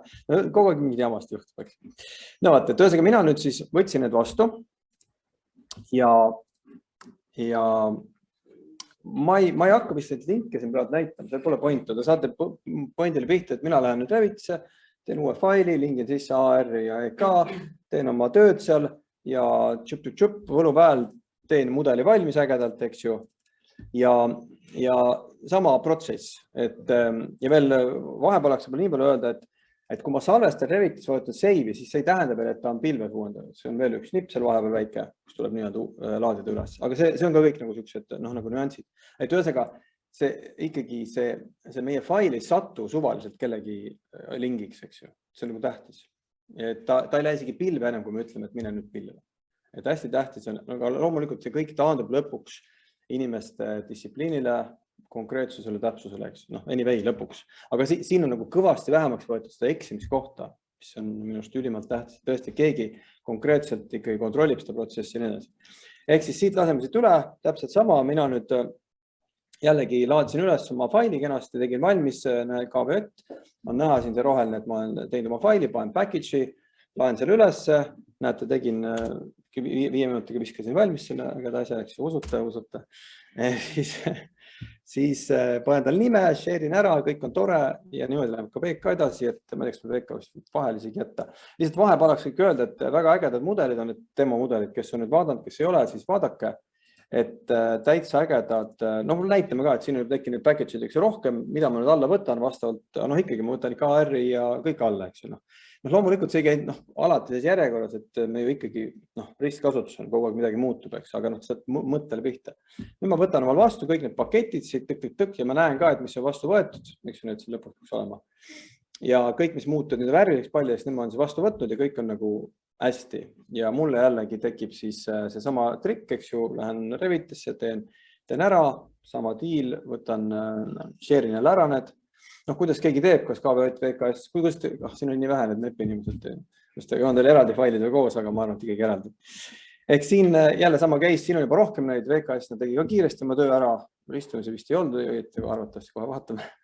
Ja siis niimoodi ta siin kiiresti seda asja teeb, et tegelikult kogu see protsess, ma loodan, et teil juba tekkis see nüüd aim sellest ajast, et see protsess on tõesti, mul tundub, et väga vajalik kraam. Nii. Nüüd tuleb sina. Mina olen peaprojekteerija ka. Ehk siis peaprojekteerija nüüd siis vaatab, mis siin üldse toimunud on ja just selles jagatud kastis või jagatud kaustas. Ja tema, kui tal on õigust antud, loomulikult võiks ka olla, eks ju. Ja nagu te juba teate nüüd, ma arvan, et siin kaustas ongi siis need kõige viimased, mida ma olen Revitist share'inud, mitte vastu võtnud. Just, et siit temale on siis nagu nii-öelda õigus vaadata siit kaustast kõiki neid faile. Ja ta saab nüüd vaadata seda, vaata, kas see tuli siin meil, näete, et igas ühes on nüüd olemas üks fail. Ja temal on nüüd võimalus minna sihukese keskkonda, kus ta näiteks tahab nüüd näha neid mudeleid, tal ei ole Revitit vaja. Ta klõpsab siia paari mudeli peale, mis seda huvitab oleks antud juhul. Ja ta saab kohe koondmudeli põhimõtteliselt pilves selle asja peale. Vaatame, ta huvitas peale DK ja KVÖt, midagi seal on vaja kontrollida, et kuidas need torud selle lae all on, eks ju, paneb Open in Viewer. Ja see on nüüd päris otsi oli minust, see ei võtta rohkem aega. Tsipakene. Ja talle tekib nüüd põhimõtteliselt koondmudel kohe. Ta ei pea midagi selle jaoks tegema, ta ei pea mingit tarkvara avama, ta ei pea, tõesti see on müstika, mõtlen ausalt. Ja see on ligipäästu. Ja, ta võib keerutada siin mudelit, vaatab, näeb, et venttorud on siin lae all, tore, kõik on hästi, eks ju, super. Siit saab issue'sid teha, ma ootan, kas siit tuli, kuskil oli see issue'de lõik ka. Ja siis ta saab ristumisi vaadata kohe siit. Vaatab, mis on, näete, siin me tegime, et leidsime, näed, väike ristumine, kuskil ventkonna kusagil sees, eks ju. Et siit saab kohe teha issue, määrata kellegi, et kuule, et ventkonna vaja nihutada, mida iganes, panime create issue, märgime ära, et näed, see aparaat, sellega mure, eks ju. Ja tekib kohe siia samma võimalus siis kirjutada, mis see on, kellel me määrame, kes on vastutaja, kes peab midagi tegema, millal on kuupäev. Hästi palju info väljasid on siin, mida saab panna. Pausi peale ka, eks ju. Sarnane, nagu te kõik vähem rohkem määrad olete kasutanud, eks ju. Aga nagu ma enne mainisin, mis on point, et üks on see veebikeskkonna, see teine on, nagu ma ütlesin, Revitisse saab nad sisse ka, nagu reaalselt Revitisse saab seda kohe lahendada, eks ju. See location nagu välisel, ise teab, kus ta asub mudelis? Tead, võib-olla see on see, et sa paned mingisuguse viite kuskil, ma ei julge päris kindlasti. No umbes jah, et kuskil seal, jah, kuigi see on ju kõik PCF-i baasil, et sa teed topeltklikk, kus iganes ta keerab ennast sinna. Et siin on nagu palju neid väljasid erinevaid, et ma ei tea, kas neid kõiki võib-olla ei ole tarvis, aga siit saab nagu arendada väga põhjaliku. Kui me vaatasime neid eelmist ettekannet Rootsis, eks ju, ma arvan, et seal on need väljad on kõik kasutused, sul on nii suured projektid, eks. Eestis lihtsalt on nüüd jah, siin mõned suured, aga siiski. No vaat, et siit hästi lihtne teha siis kellele, kus, miks, kas, kes teeb, miks teeb. Millal lahendada. Just. Ja siis oli siin veel siuke asi, et mõni asi on nagu ristumine ala, vaatad üle selle ja ta otsib nüüd üles sarnased asjad ja paned, et see ei ole issue. Märgid ära, mis põhjus me panime, et see eks ju tehakse korda platsil, pole probleemi, okei. Ja nüüd ta kaob põhimõtteliselt issue'de listist kohe ära automaatselt, ta grupeerib issue'sid automaatselt, ta on nagu selles mõttes super. Et kirjutusel lahendatakse platsil, ta kaob ära, probleem lahendatud ja nüüd tekib ka selliseks issue'de list, kus me saame neid uuesti vaadata, mis on tekkinud, kellel me saame sorteerida, share'ida, kõik siuke asi. Siin on ka oma, et eks ju issue'de all on siis issue'de list tekib, kellele määratud, kes teeb, miks ta teeb, kas teeb, miks teeb, kõik siukest välja. Ja siis on olemas siuke asi veel, on ristumisi, kus ta otsib sul ristumisi, siis pidevalt taustal, nagu rääkisin, et ta nagu taustal ketrab. Ja see pilt on siuke so-so, eks ju. Aga neid tuleb siis stiilida, aga tähtis ongi see, et sa ei pea seda alati hakkama uuestele vaatama ja mingid asju tegema. Et ta kogu aeg sul tegeleb siin, sa saad valida siit igatmoodi, kas mis eelmise versiooniga, mis iganes siin filtreid panna peale, et ta on nagu väga-väga selles mõttes, ma arvan, et see muudab väga palju mängu. Ja siin mina nüüd põhimõtteliselt ütlesin, et kõik on tore. 900 issue't oli ja pole hullu. Selle jääb üle. Ja nüüd siis tuleb tellija hüppab plats, ütleb, mis toimub. Jah, mina kui antud juhul tellija olen tegelikult siis vähemal või rohkemal määral jälginud selle sama kausta kaudu, kuhu projektid järjest üles laeti õigeaegselt, üllatus. Kõik oli väga-väga tore, aga ma olen väga loov inimene ja mina tean, kuidas kõige paremini asju tehakse ja ma vaatan, et siia peab küll midagi hoopis juurde tegema ja ma saan selle koha ära märkida. Kirjutan väikse kirjakese, et palun kohe siia selline või selline asi. See on antud juhul siis mulle tundus, et seal on väga vähe valgust, teeme auke juurde, saame valgemaks toast seest. Ja mul ei ole vaja selle jaoks mingit Revitit, nagu Alar ütles. Ma tõesti võin selle teha oma mobiiltelefonist käigu pealt nii-öelda liiklusummikus istudes, eks ole. Ja samamoodi siis panen kirja, et kes selle asja peaks ära tegema ja kes siis seda hoopis lihtsalt niisama jälgib, kui on näiteks mingid osakonna juhid, et siis ma tean, kelle poole pöörduda, kui see ei ole õigeaegselt tehtud. Et antud juhul siis määran BIM siis managerile, et see asi peab olema lahendatud. Ja sisuliselt panen telefoni tasku, sõidan edasi, sest ma tean, et informatsioon on edasi antud ja kogu lugu. Ja ootan nüüd lahendust.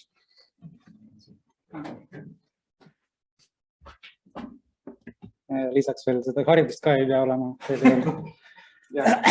Okei, aga isegi kui näiteks haridus on, et mõnikord on näiteks me mõtleme, et lähme kaasa, teeme selle muudatuse ära. Et kuidas see siis toimub. Siis avan Reviti ja Revitis võtabki nagu arhitekt lisab sinna need aknad, salvestab, see kõik läheb, salvestub doki ja siis selles Collaborationis saab teha uue package'i selle kohta. Aknaga mudel. Salvestame ja siis tekib nii ja ongi minu töö nagu tehtud ja Docsis on minu fail olemas. Nii. EKMS sai sama teate, et AR-i osa on nüüd akna ära teinud ja EKMS siis võtab ka selle faili sealt, õigemini läheb sinna samma ajagraafikusse ja näeb, et seda package'it on share'itud või on jagatud mingi uus pakett välja. AR-tiim tegi oma paketi ära ja mina siis vaatan siin, mis siin on. Oi, näed, üks uus pakett, nägin seal taga paremal nurgas. Mis siin põnevat on, võtan selle paketi lahti ja ma näen seda mudelit siin sees ja ma näen kõik neid dokumente, mis see on kaasa pandud ja mul tekib selline võimalus nagu compare, võrrelda. Ma saan võrrelda seda paketti, mis praegu välja jagati eelmise paketiga, mille mina juba consume'isin ära. Ma ei pea teda automaatselt vastu võtma, ma kõigepealt võrdlen, mis seal siis ägedat ja uut juhtunud on.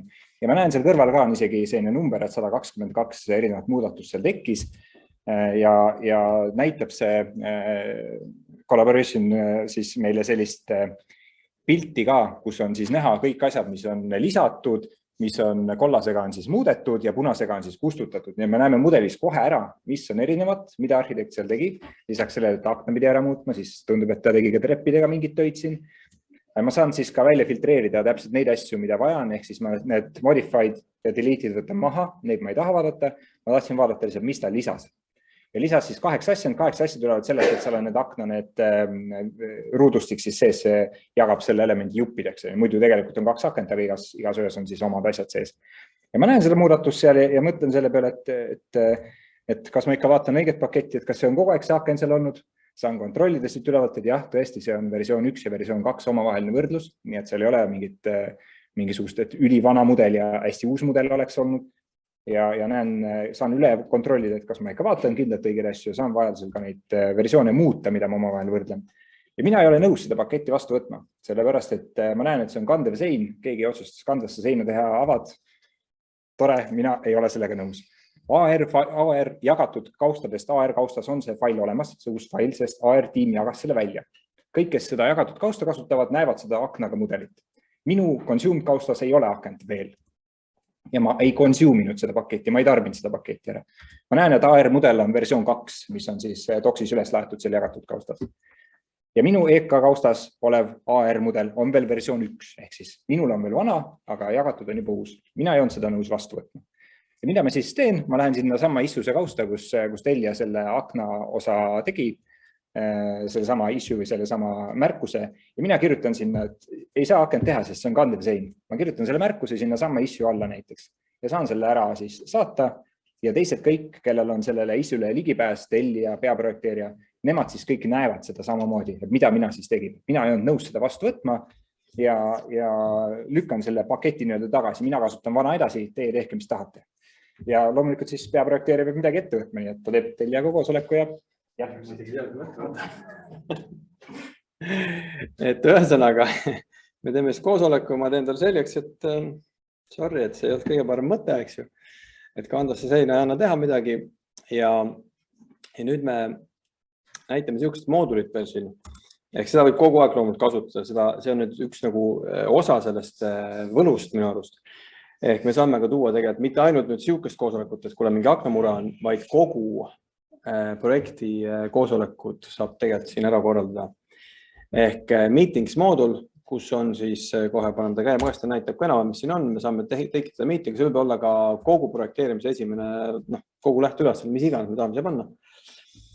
Ja ta korraldab ära, siis paneme kuupäeva, mis on, eks ju, praegu on see muudatusettepaneku koosolek, aga see võib olla, mis vaja. Kirjutame teemad, asjad, määrame ära siis, mis siin on vaja teha kõike. Kõik on avatud nii-öelda seisundis, need teemad. Sealt me saame panna siis, mõni asi on lahti, mõni kinni, saame siit määrata, eks. Siis me tekitame selle koosoleku, kutsume osalised, kes siis nii-öelda peavad selle koosolekul osalema näiteks, paneme, et kõik osalised peavad nüüd osalema, saadame neile ilusti kutsed, saame määrata ka ära siukse asja nagu lingisid, hästi lihtne panna kas Zoomi või Teamsi linki, töötab isegi üllatavalt väga hästi. Muidu, kui me tahame Teamsis näiteks mitu erinevat firmat panna, ma ei tea, kes on kasutab, eks ju. Vahest on siuke päevaolu, lihtsalt keegi sai sisse mingi jama. Siin meil töötas, meil oli minust 3, kui me mööda panna, 3 erinevat nagu kontot või firmat, mitte mingi probleemi polnud, kohe naksti töötas. Et siuksed pisikesed ajad, eks ju, aga super. Ja siis tiimi liikmed ja see, mis meil praegu lahti on siin, on siis variant, kas see on agenda või minutes. Ma ei tea, kas see nimed muuta saab, aga mõtlen sellest, agenda on lahtine koosolek nii-öelda veel kas tulemas või hetkel käim. Ja kui me muudame ta minutiks, nagu siin on markes minutes, siis see läheb lukku. See saab muuta ainult admin tagasi, ehk kõik otsused, mis seal tehtud on, need muutuvad siis faktiks, eks ju, et neid saab ka tagantjärgi tekitada siia. Ja ühesõnaga me tegime nüüd koosoleku, kus me lepsime kokku, AR ütleb ups, et sorry, et see ei õnnestu, eks ju. Tehakse siis tagasi esimene versioon, et hästi nagu selles mõttes lihtne. Muidugi, nüüd ta peaks selle ka endale alla tõmbama selles mõttes ja Revitis muutma, aga ühesõnaga kõik siuksed teemad. Kõik vist jah. Jah, ma mõtlesin, midagi on ununud. Mul oli MEP-is üks asi, aga las ta on.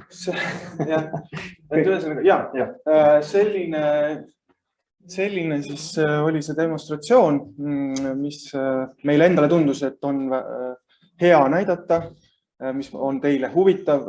Sellega ei piirdu veel kõik võimalused, mis siin sees on. Ja kui paljud teist saavad AEC Collection kasutada? Nii, jah, seal on juba siis docs ju täiesti sees olemas, et soovitan ringi vaadata ja katsetada, sest et nagu nägite, ma loodan, et teil tekkis küsimusi, sest et me hea meelega vastame kõikidele küsimustele peale järgmist demonstratsiooni. Ja siinkohal ma lähekski siis, ma ütleks kõigepealt siis aitäh osapooltele. Selle demonstratsiooni loomine oli ka väga lõbus, sellest, et me tegelikult kasutasime kogu aeg seda doksi keskkonda. Me tõesti salvestasime kõik oma andmed sinna, kasutasime koosoleku protokolli, kasutasime kõiki neid formaate, doksis saab ju vaadata üle 60 formaadi, et see oli väga praktiline ka. Ja nüüd järgmisena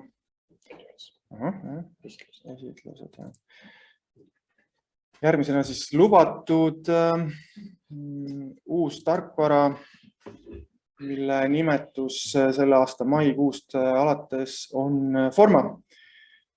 Kui keegi varem on seda näinud või märganud, siis ta nimi oli Spacemaker, aga teda täiendati, sulatati siis kokku Formita Navisworks ja praegugi veel käib väga tõhus arendus selle tarkvaraga. Ja mina siis AutoCAD-i esindajana räägin sissejuhatuseks, mis see endast üldse kujutab ja Martin demonstreerib siis reaalselt ühte projekti, mille jaoks ta seda format kasutas. Ja Forma on loodud elukeskkondade laiemaks siis planeerimiseks ja ta on võetud kasutusele sellepärast, et katta ära see auk, mis on algses planeerimise faasis.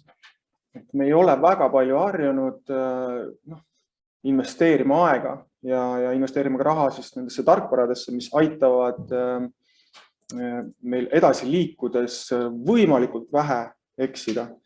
Et praegu on nagu ütleme viimaste uuringute kohaselt, et see alguse faasis on natukene balansist väljas nii-öelda, et kogu see väärtus, mis on võimalik luua algses faasis, on veel peidetud selline potentsiaal.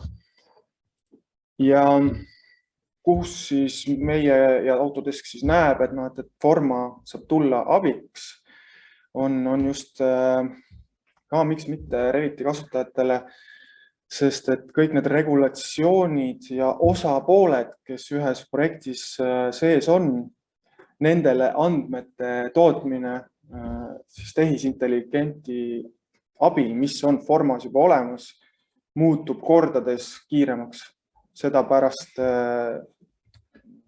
kinnitavad ka mõned juba Põhjamaade kasutajad. Ja siin veel sama slaid, enam-vähem sama slaid, mida Evelin kasutas, et Autodesk on olnud eestvedav jõud, et kui oli veel käsitsi joonestamine, siis tema tuli oma CAD-iga välja ja on liigutud siis BIM-i peale, et ikkagi järjest rohkem liikuda selles suunas, et on koostöö sujuv ja koostöö on läbipaistev ja koostöö on vigadeta. Forma tarkvaraga on võimalik siis valida näiteks mingi maa-ala, maksimaalselt 3,6 ruutkilomeetrit ja öelda talle ette, et me hakkame siia nüüd midagi ehitama ja määrata piirid ja siis hakkab tekkima igasugused võluasju. Ta kasutab reaalseid tingimusi, ta on tarkvara, mis töötab pilves ja tal on kogu aeg olemas internetiühenduse abil tingimused selles kohas, mis te siis olete valinud enda ehitusplatsiks ja seetõttu, et ta on pilves, on teistel osapooltel samamoodi ligipääs teie projektidele. Ja peamiseks relvaks tal on need analüüsid, mis on võimalik teha. Muidugi, kui alustada sellest, et nad määrate ehitusplatsi ja ütlete, et mingite parameetrite abil, et siin võivad olla nii palju maju, nii kõrged, neile peab paistma nii mitu tundi päike peale, nad ei tohi üle kuumeneda, nende energiaklass võib olla umbes selline või selline, peab olema nii palju parkimiskohti, siis kõik need hoonete mahud annab ära juba Forma teile ette ja te saate neid parameetreid projekti käigus veelgi ja veelgi muuta ning tehisintelligendi abil siis Forma võib teile, sõltuvalt muidugi sellest platsi suurusest, võib genereerida näiteks 100 stsenaariumit või rohkemgi, sõltuvalt siis. Tehismõistusele projekteerija peaks siis kõigepealt võtma selle aja ja siis neid reegleid hakkama sisestama või ta on siis juba nii nutikas, et ta ise otsib, ma ei tea, seadustest välja, mis on tuleohutusnormid ja kujad ja mida iganes. Ma arvan, et see osa on see, mida praegu veel arendatakse, et ta on riigiti erinev. Et näiteks meie astume natukene veel siis Põhjamaade sabas, aga et see topograafia näiteks Põhjamaades on suurepärane, meil on natuke maas, aga väikeste trikide abil siis saab seda järgi aidata. Aga jah, igasuguseid parameetreid on võimalik sisestada, see käib väga ruttu. Ma ütlen ausalt, kui ma esimest korda seda hakkasin kasutama, see oli väga-väga intuitiivne. Lihtsad ikoonid, väga selgelt, kõik on ligipääsetav, käsklusi on hästi kerge anda ette, kõik on väga selgelt, täpselt selline ta välja näebki, et saate parameetreid küsida ja parameetreid antakse ja isegi ma usun, et näiteks arhitektid väga hindavad seda, et kui tekitada kortermaja, Forma pakub juba korruste kaupa korterite siis lahutuse, et kuidas toad võiksid asetseda optimaalselt, just pidades silmas müravalgust, energiakulu ja nii edasi ja vaateid. Ja Sweco on näiteks Põhjamaades seda väga edukalt kasutanud. Nagu näha, siis just need elamukvartalid on see peamine koht, kus, või ütleme siis ka tööstuskvartalid, aga just kvartalid, sest et ühe hoone jaoks võib-olla, ütleme, see oleks overkill, aga mis on, on tore kindlasti on, kui need loodud mahud siin on tehtud, siis nende abil saab Revitis väga kiiresti, need saab omavahel siduda ja luua reaalse siis arhitektuuriga maja ja selle uuesti siia tagasi importida. Ja samamoodi siis, mis on väga suur võit, nagu ma enne mainisin, on see ajavõit. Et kõiki neid analüüse ja siis tulemusi saab väga-väga kiiresti paari päevaga. Et ei ole vaja enam kuid oodata, ei ole vaja pendeldada mingite ametkondade vahelt või kinnitada ja oodata, et keegi ütleks midagi. Et kõik käib üli kiiresti. Ja siinkohal ma annangi sõna üle Martinile. Tema räägib reaalsest kogemusest, et kuidas sai Formast tema usaldusväärne tööriist. Ja ma panen sulle video käima. Panen siis ise pausi peale. Panengi kohe pausi peale, tervitus ka minu poolt. Et taustaks nii palju, et ma olen õppinud geotehnoloogiat, osalenud karjääride kaevandustega, hiljem õppisin maastikuarhitektiks ja viimastel aegadel siis olen ka omanud AFC collectionit. Lõppkokkuvõttes minu jaoks ei olegi enam tähtis olnud formaat või geomeetria või mingi andmesisu. Et küsimus on olnud selles, et kuidas millegiga saab võimalikult kiiresti asja ära teha, saata ära oma materjali ja siis töö tehtud.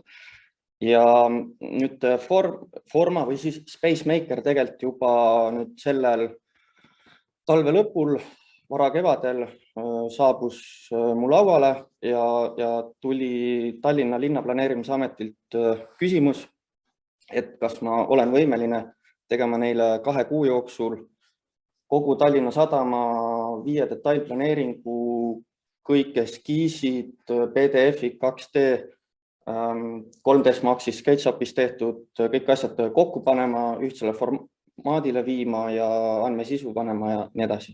Et tegelikult siin ma näitan nagu asja algusest ja teen ta nagu lihtsamal kujul, kasutan mingeid fragmente sellest tööst, aga Forma või siis sellel hetkel veel Spacemaker pakkus just seda, mida nad ei tegelikult eeldanudki minu tööst.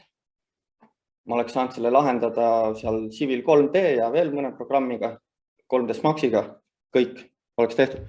Ma ise omalt poolt pakkusin seda nagu kaasa, see hakkas neile nii meeldima ja see asi nüüd kerib edasi seal ringkonnas ja ma praegu ei teagi täpselt, mis nad arvavad, aga analüüsid oli üks asi, mille taga seisid planeeringud. Kas me paneme maja nii, kas me paneme kuidas tuul tuleb, mis juhtuma hakkab, kas neid küsimusi oli seal palju ja tegelikult osa me saime juba käigu pealt lihtsalt mina tegin eksperimenti Tallinna linnaplaneerimisametile, mitte ma ei täitnud mingeid puutujääke planeeringutes, mida Tallinna Sadam ei olnud oma arhitektidega näiteks lahendanud. Et selles nagu ma ennast ei seganud otseselt. Nüüd, kui te nagu esimest korda hakkate kasutama, siis tulebki selline nagu huub, üks huub teete endal sealt, siis lähete sinna sisse. Seal alguses olid ikka nagu tarkvarade menüüd. Valite selle Eesti kontekstis, kui te Eestisse teete või kui teete mujale, siis mujale. Praegu ma räägingi ainult standardist. Siin saab nagu hakata kutsuma siis inimesi projekti või on ka alternatiiv nagu klassika, mis te näete seal. Ja kui me selle peale seal klikime, siis tuleb välja, et et 8. mais siis support on peatatud, kõik on üle viidud Formale, see oli see vana Spacemaker ja sellest kuupäevast ka ASC Collectioni omanikud saavad Formale ligipääsu. Teatud head tööriistad jäid Spacemakerisse, mille juurde toomine siis on niimoodi, et ongi need blogipostitused, uudislingid tulevad nagu iganädalaselt, et nüüd me jälle selle natuke jubina panime sinna ja see tehke update. Kuigi ta on nagu brauseri põhine, et siis iga kord ei pea seda, aga kui te lähete oma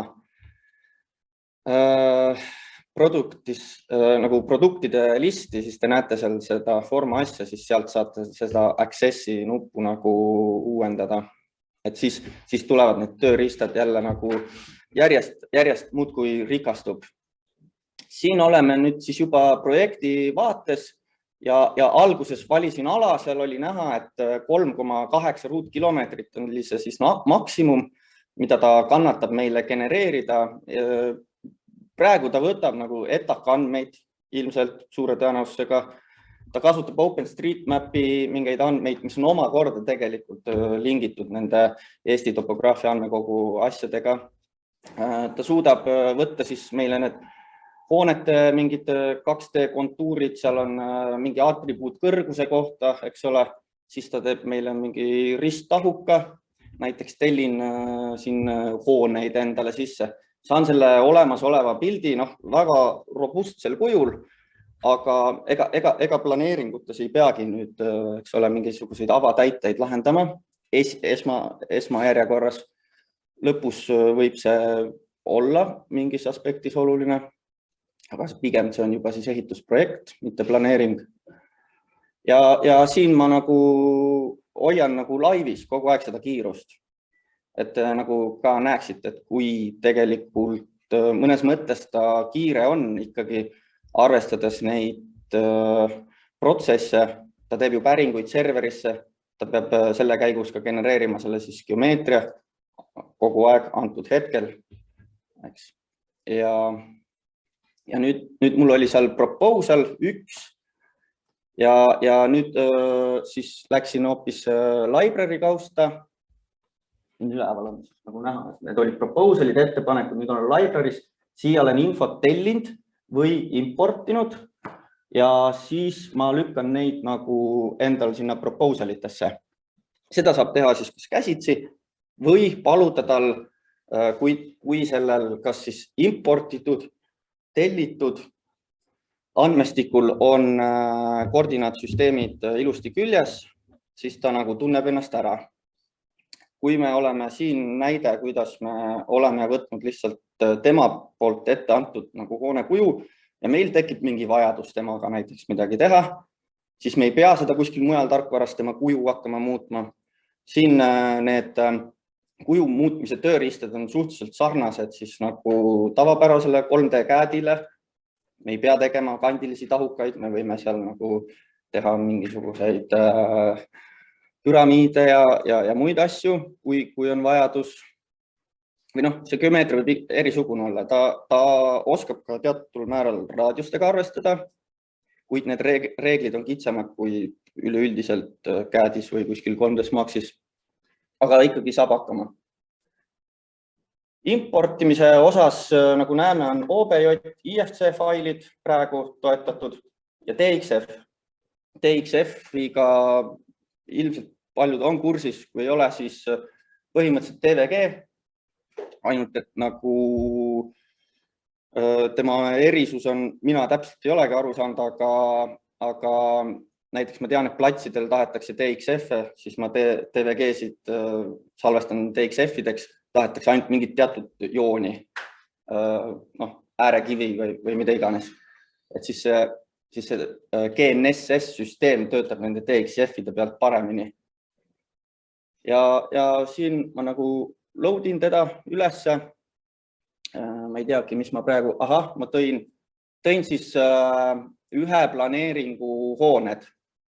See on nagu väike admiraliteedi basseini ümber olevad kujutised. See on see näide lihtsalt, et kui meil ongi mingisugune väga erisugune geomeetria, et kas siis see nagu Forma nagu saab tast aru või ei saa. Siin ma näitan, mis probleem ka veel praegu on. Spacemaker sai ilusti asjast aru sellest samast failist. Siin pean ma nüüd natuke kannatust varuma, ehk äkki jaanipäevaks tuleb see nagu asi neil saab korda tehtud. Aga mind otseselt, kui ma tahan, siis ei takista. Ma tõstan ta sinna, kuhu tahan. Ma näen taustal mingeid lillasid joone, kuhu ta tahab. Ma võin olla DXF-i, ta tunneb ära koordinaatsüsteemis. Ja ma DXF-i järgi saan oma, eks ole, kas reeperid, mingisugused kindel punktid paika panna ja teen natuke rohkem käsitööd. Ma tean, et tegelikult vanas versioonis ma pidin vähem tegema, et nüüd on justkui uus kõik. Aga ma ei heida meelt. Kui uuendused, kõik asjad on lubatud, küll nad tulevad.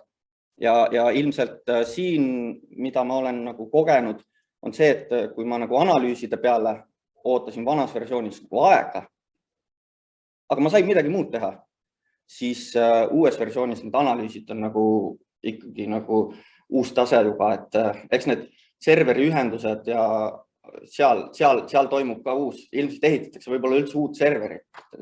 Võib ka see olla täiesti. Nüüd võtan siis DXF-i ja siis tuleb see tõestus mu senisele jutule.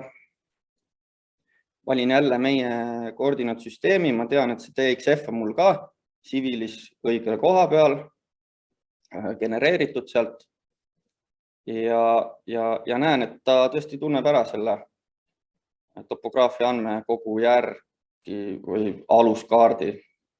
Et siin võiks ka satelliidifoto panna taustale. Ja siis ma tean, et Ivari Soome on ka nagu juba suhelnud, et paneksime Maa-ameti mingid rakendused otse lingiks juba siia sisse.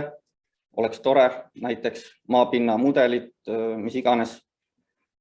Et see maapinna mudel on praegu siin 25 meetrise resolutsiooniga, ehk siis nagu iga 25 meetri tagant on punkt. Seda saab täpsustada. See DXF-i ma saan genereerida näiteks terreiniks siin. See ei ole suur probleem. Nüüd ma siin demon siis konkreetseid tööriistasid, mis seal on siis nagu paremal sakil, mitte selles suures menüüs, vaid seal on üks väiksem riba. Seal on need disaini tööriistad. Praegu ma olen disaini sees, aga kui ma seda ei oleks, siis seal ongi üks Explore nupp, mis on praegu in development. Ehk siis Explore nupp on see, mida siin oli ja ennem küsis, et kui hea see tehisintellekti värk genereerimisel on. Ma annan selle kohta varsti vastuse. Aga siin on jah, et hooned, haljastus, siis igasugused aread või zone'id. Me tahame piirata oma analüüsi alasid, et ta ei ketraks liiga kaua ja ta ei teeks meile mõttetult kaugele mingit analüüsi kohta, kuhu meil ei ole see huvitav või me ei ole sellest huvitatud, siis me määrame siin ära ja alati on väiksed selgitused ja help menüüd, kui on vaja nagu täpsemalt aru saada, et kui hakata ise niimoodi katsetama, siis see help menüü on ka väga asjalik neil. Kuigi see vajab ka ilmselt pidevat uuendamist, sest see brauseri põhine asi tegelikult ta nagu elab oma elu siin, ta pidevalt nagu muutub, et tuled nädala aja pärast jälle nagu üllatud. Heas mõttes. Ja kuigi see üleminek oli korraks oli selline kerge šokk, aga see sai üle. Nüüd võime ka tee teha, eks ole. Teele, kui ma kas juba näitasin seal, seal saan panna talle parameetreid, siis näiteks, et kiiruspiirang, average daily traffic, eks siis keskmine koormus seal, paneme näiteks 1000 sinna Porto Franco vahele, seal võib-olla rohkem ei hakka liikuma masinaid kui 1000, aga seal reidide ääres ilmselt üle 10 000 käib päevas. Ja siis tema suhteliselt Euroopa standarditele sellisel, siin on need standardid ka ära toodud, mille järgi ta midagi arvutab. Et arvutab meile hiljem siis müra nende parameetrite järgi, mis ma panin. et palju ta kasutab refi ja millise mootori, bensiini, elektri, diisel, lennu, neid laeva, eks ole, neid nii hästi me seal ei saa kui esialgu nagu arvesse võtta, seda me peaksime ikkagi siis võib-olla mingi spetsialistide poole pöörduma. Aga fakt on see, et siit saab need indikaatorid ja suurusjärgud või mingisugused vahemikud saab nagu ülikiiresti kätte. Et siin nüüd ongi analüüsidega on see, et mis on tähtis vaja jälgida, nagu ma enne mainisin, me määrame alasid, tsoone ja siis praegu ta toimetab seal, kus ma olen nagu midagi määranud, mingid nimed mingitele aladele ja kui ma neid lahti klikin, siis ta seda nagu ringi alati sätib nende alade kuhugi keskele. Teine variant on, et ma saan selle ala nagu tervenisti kätte, aga mitte igas analüüsis. Et siin on ka nagu omad nüansid, et praegu ma sain täpselt selle soovitud alale, mis tekitas teraivamat küsimust linnaarhitektides, tellija planeerijates ja tellijas endas. Et mis siis seal toimuma hakkab, ütleme, et meil on väga suures osas tegelikult lääne tuuled, et võiks nagu rahustada, et mis seal ikka, et ta annab isegi ja see tuule diagramm, see roos ja tema nagu algandmed pärinevad aasta statistikast lähedaimal oleva maanteäärse ilmajaama andmetest. Need on avalikult välja jagatud ja see asub Reidi teel. Ja selle locationi ta pärast ka näitas mulle, mille põhjal ta selle statistika on võtnud. Ja nüüd ma palusin tal siis ka selle tuuleanalüüsi teha detailsemaks. Ta genereerib mulle siia sellised 3D jooned, mis on nagu host'id, ega ma neid kuhugi edasi ei ekspordi, aga siin ma saan oma nagu visuaali kätte. Nüüd ma panen talle kas mingit läbipaistvust, siis seal diagrammi peal on veel või selle kõvera peal on meil siis see nupuke, ma saan kiirust valida ja kõige alumine see e-peal siis näitab mulle seda kõrgust. Ja siin panin tuule kiirust suuremaks, ega jooned ei muutunud, lihtsalt värvide palett, eks ole, hakkab meile nagu jutustama mingit uut lugu. Ja ilmselt mul siin seda analüüside asja võib-olla on veel, et siin ma kohati tundub, et ma sahmin ringi, et ma ise ka päris täpselt ei tea, et milleks ma mida seal teen. Tegelikult oli see, et ma enam-vähem tahtsingi selle väikse projekti nagu fragmendiga, millega ma tegelesin, teha selle uue faili demoks ja samal ajal salvestasingi enam-vähem. Et ma siin mingit suurt montaaži hiljem ei teinud. Ja minu eesmärk oli jõuda ikkagi selleni, et ma saaks siis võrdlema neid asju. Praegu ma siin vaatan, et tahan seda päikese analüüsi ja see on siis ütleme kesksel või suvisel pööripäeval, selle ta annab vaikimisi alati, seda võib valida, et mis siis kuupäeval parajasti huvi on hinnata päikese. Ja siis mingite nende punktidega vaadata konkreetset kohta, et palju tal seda nagu päikesetundi on või päikesevalgust on, aga siin on ka päevavalgus, et need ei ole üks sama, üks on konkreetne päikesepaiste, maksimaalne võimalik, kui pilvi ei ole, ja teine on siis päevavalgus.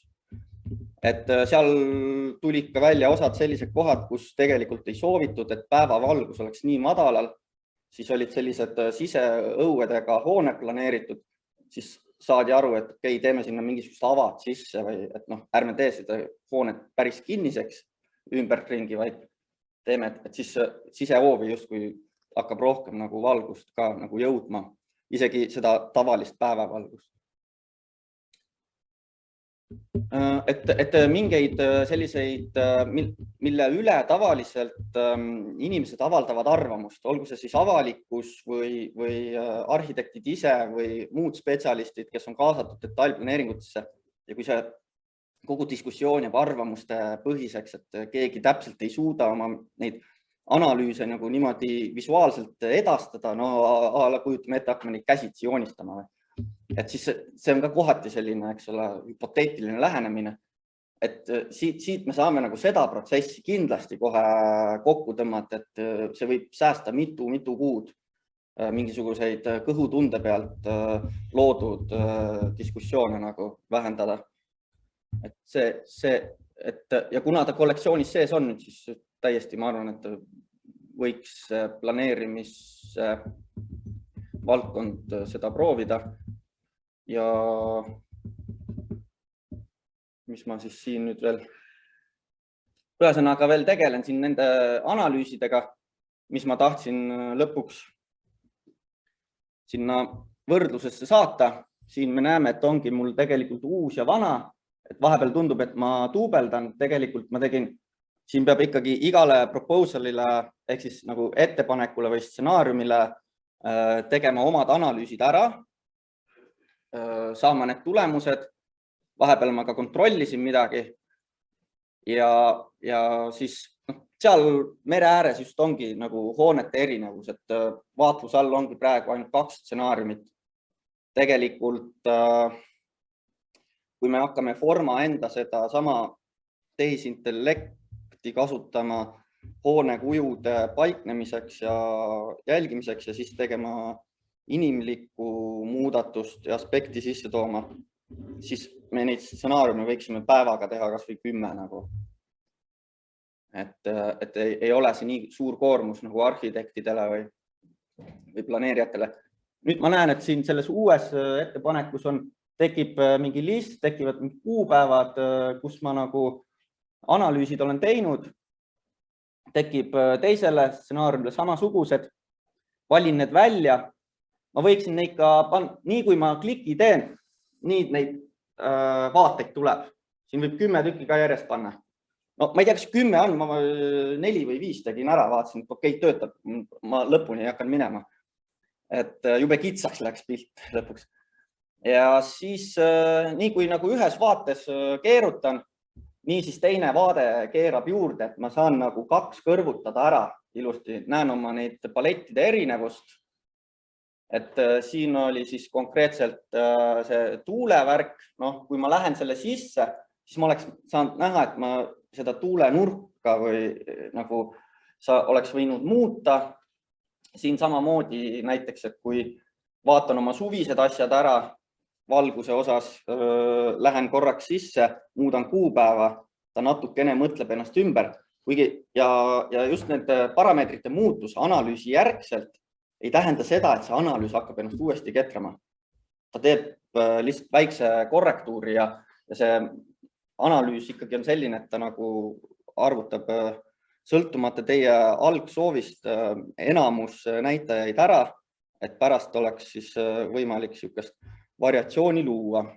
Eriti, mis siis puudutabki just igasuguseid kuupäevi või nurkasid või asju.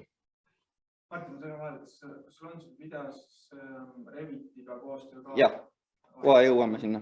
No mikrokliima, et võib-olla see analüüside värk mul ongi siin nagu liialt keskendun sellele ja kuna me oleme Forma põhised praegu antud hetkel, siis selle Spacemakeri demo oleks võinud sisse tuua, et kuidas see hoonete värk on, aga ma räägin lihtsalt sellest siis kohe ära, kui oleme sinna jõudnud. Siin tekivad mul need kihid, mida ma olen siis nagu mudelisse suutnud ära teha.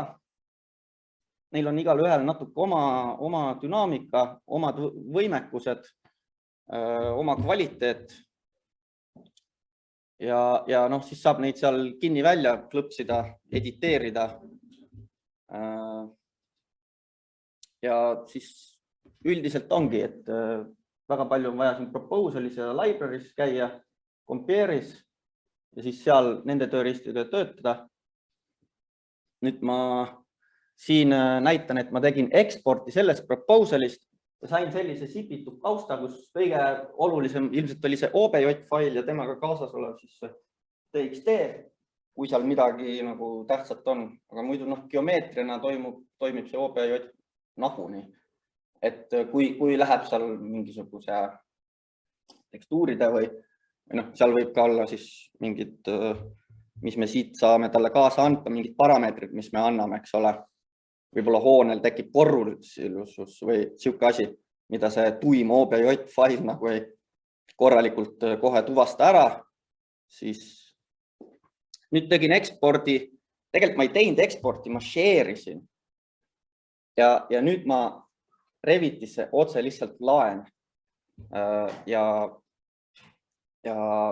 siis ta teab, et sama kontoga inimene, ma olen Revitis ja ma olin Formas sama kontoga, siis see jagatud nagu üle pilve jagamine teatud aja kestab. Ja kui sa nagu tuled tunni aja pärast, siis sa enam seda proposalit ei saa kätte. Et tasub teha nagu Revitis siis kohe ära, kui sa oled Formas välja jaganud, tulla Revitisse, võtta see, loadida see proposal sisse, siin on jälle live kiirus, ma ei ole kuidagi kiirendanud teda. Ja aluseks oli mul siin ka siis Revit testi template, kus mul oli veel siin mingi alus, ta annab mõned, eks ole, hoiatused, mis võivad olla seotud nende kas siis CD või DXF-idega, mis on siis importitud, seal alati ta ei tuvasta seda ära.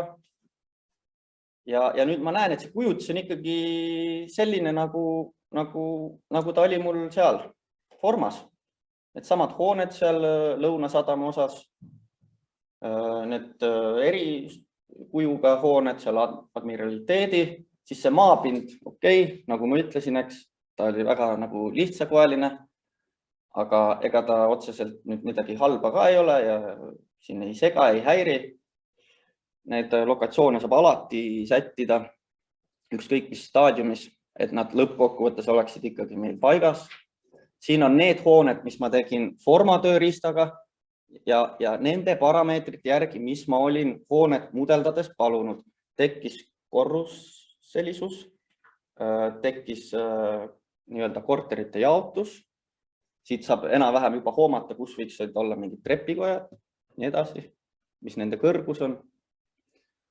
Ja sellega minu ettekanne lõpebki ja nüüd selles osas, mis küsimus vahepeal oli siis Karolile, selle põhimõte on selline, et me ei hakka panema tohutult palju enda sisendeid, vaid me määrame ära selle zone'i, olgu see üks kinnistu, 10 kinnistut, vahet ei ole, et on mingi pindalaga ja siis me laseme tal genereerida.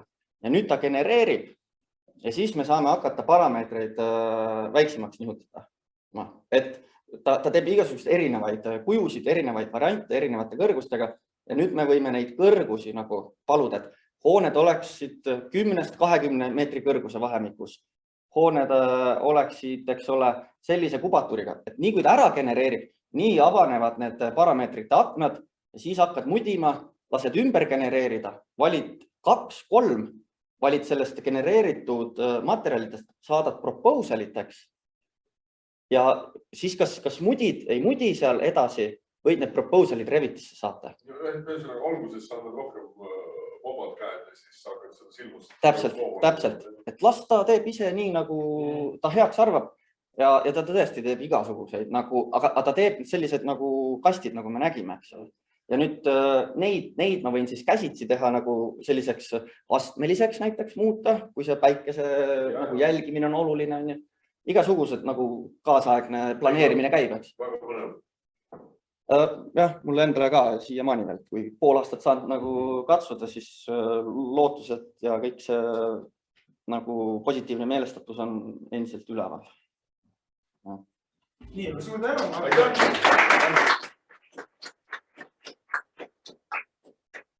Minu jaoks, Martin sellest rääkis, ma olin ka kuidagi nii vaimustuses, et mis võib juhtuda on ju see, et ma ei tea, et me oleme vanamoodi asju teinud ja meile meeldib niimoodi, et ära siin tule meile õpetama või rääkima või me isegi ei usu sind, aga nagu Martin ütles ka, et kõhutunde pealt edasi minna, ei ole vaja, miks me seda aega raiskame, eks ole. ja selle jaoks on jah see Forma olemas, seda arendatakse järjest edasi. Loodan, et varsti saame sellest jälle pikemalt ja põhjalikumalt rääkida. Aga tänaseks ma ütlen suured tänud, Eveline, et sa tulid kohale. Stojan, Vitali, Alar, Martin, et kõik etteasted olid väga asised ja ootame järgmisi uusi Reviti uudiseid. Üks väike selline tiiser on, et meil on valmimas Reviti käsiraamat, mis peagi jõuab siis kasutajateni. Selle kohta saadame välja uudiseid, jälgige siis, eks ole. Ja siinkohal siis, kui teil on küsimusi, siis küsige praegu. Muidu ma ütlen ka teile tänan, et te tulite kohale siia füüsiliselt ja ka kõik, kes on veebis. Et aitäh!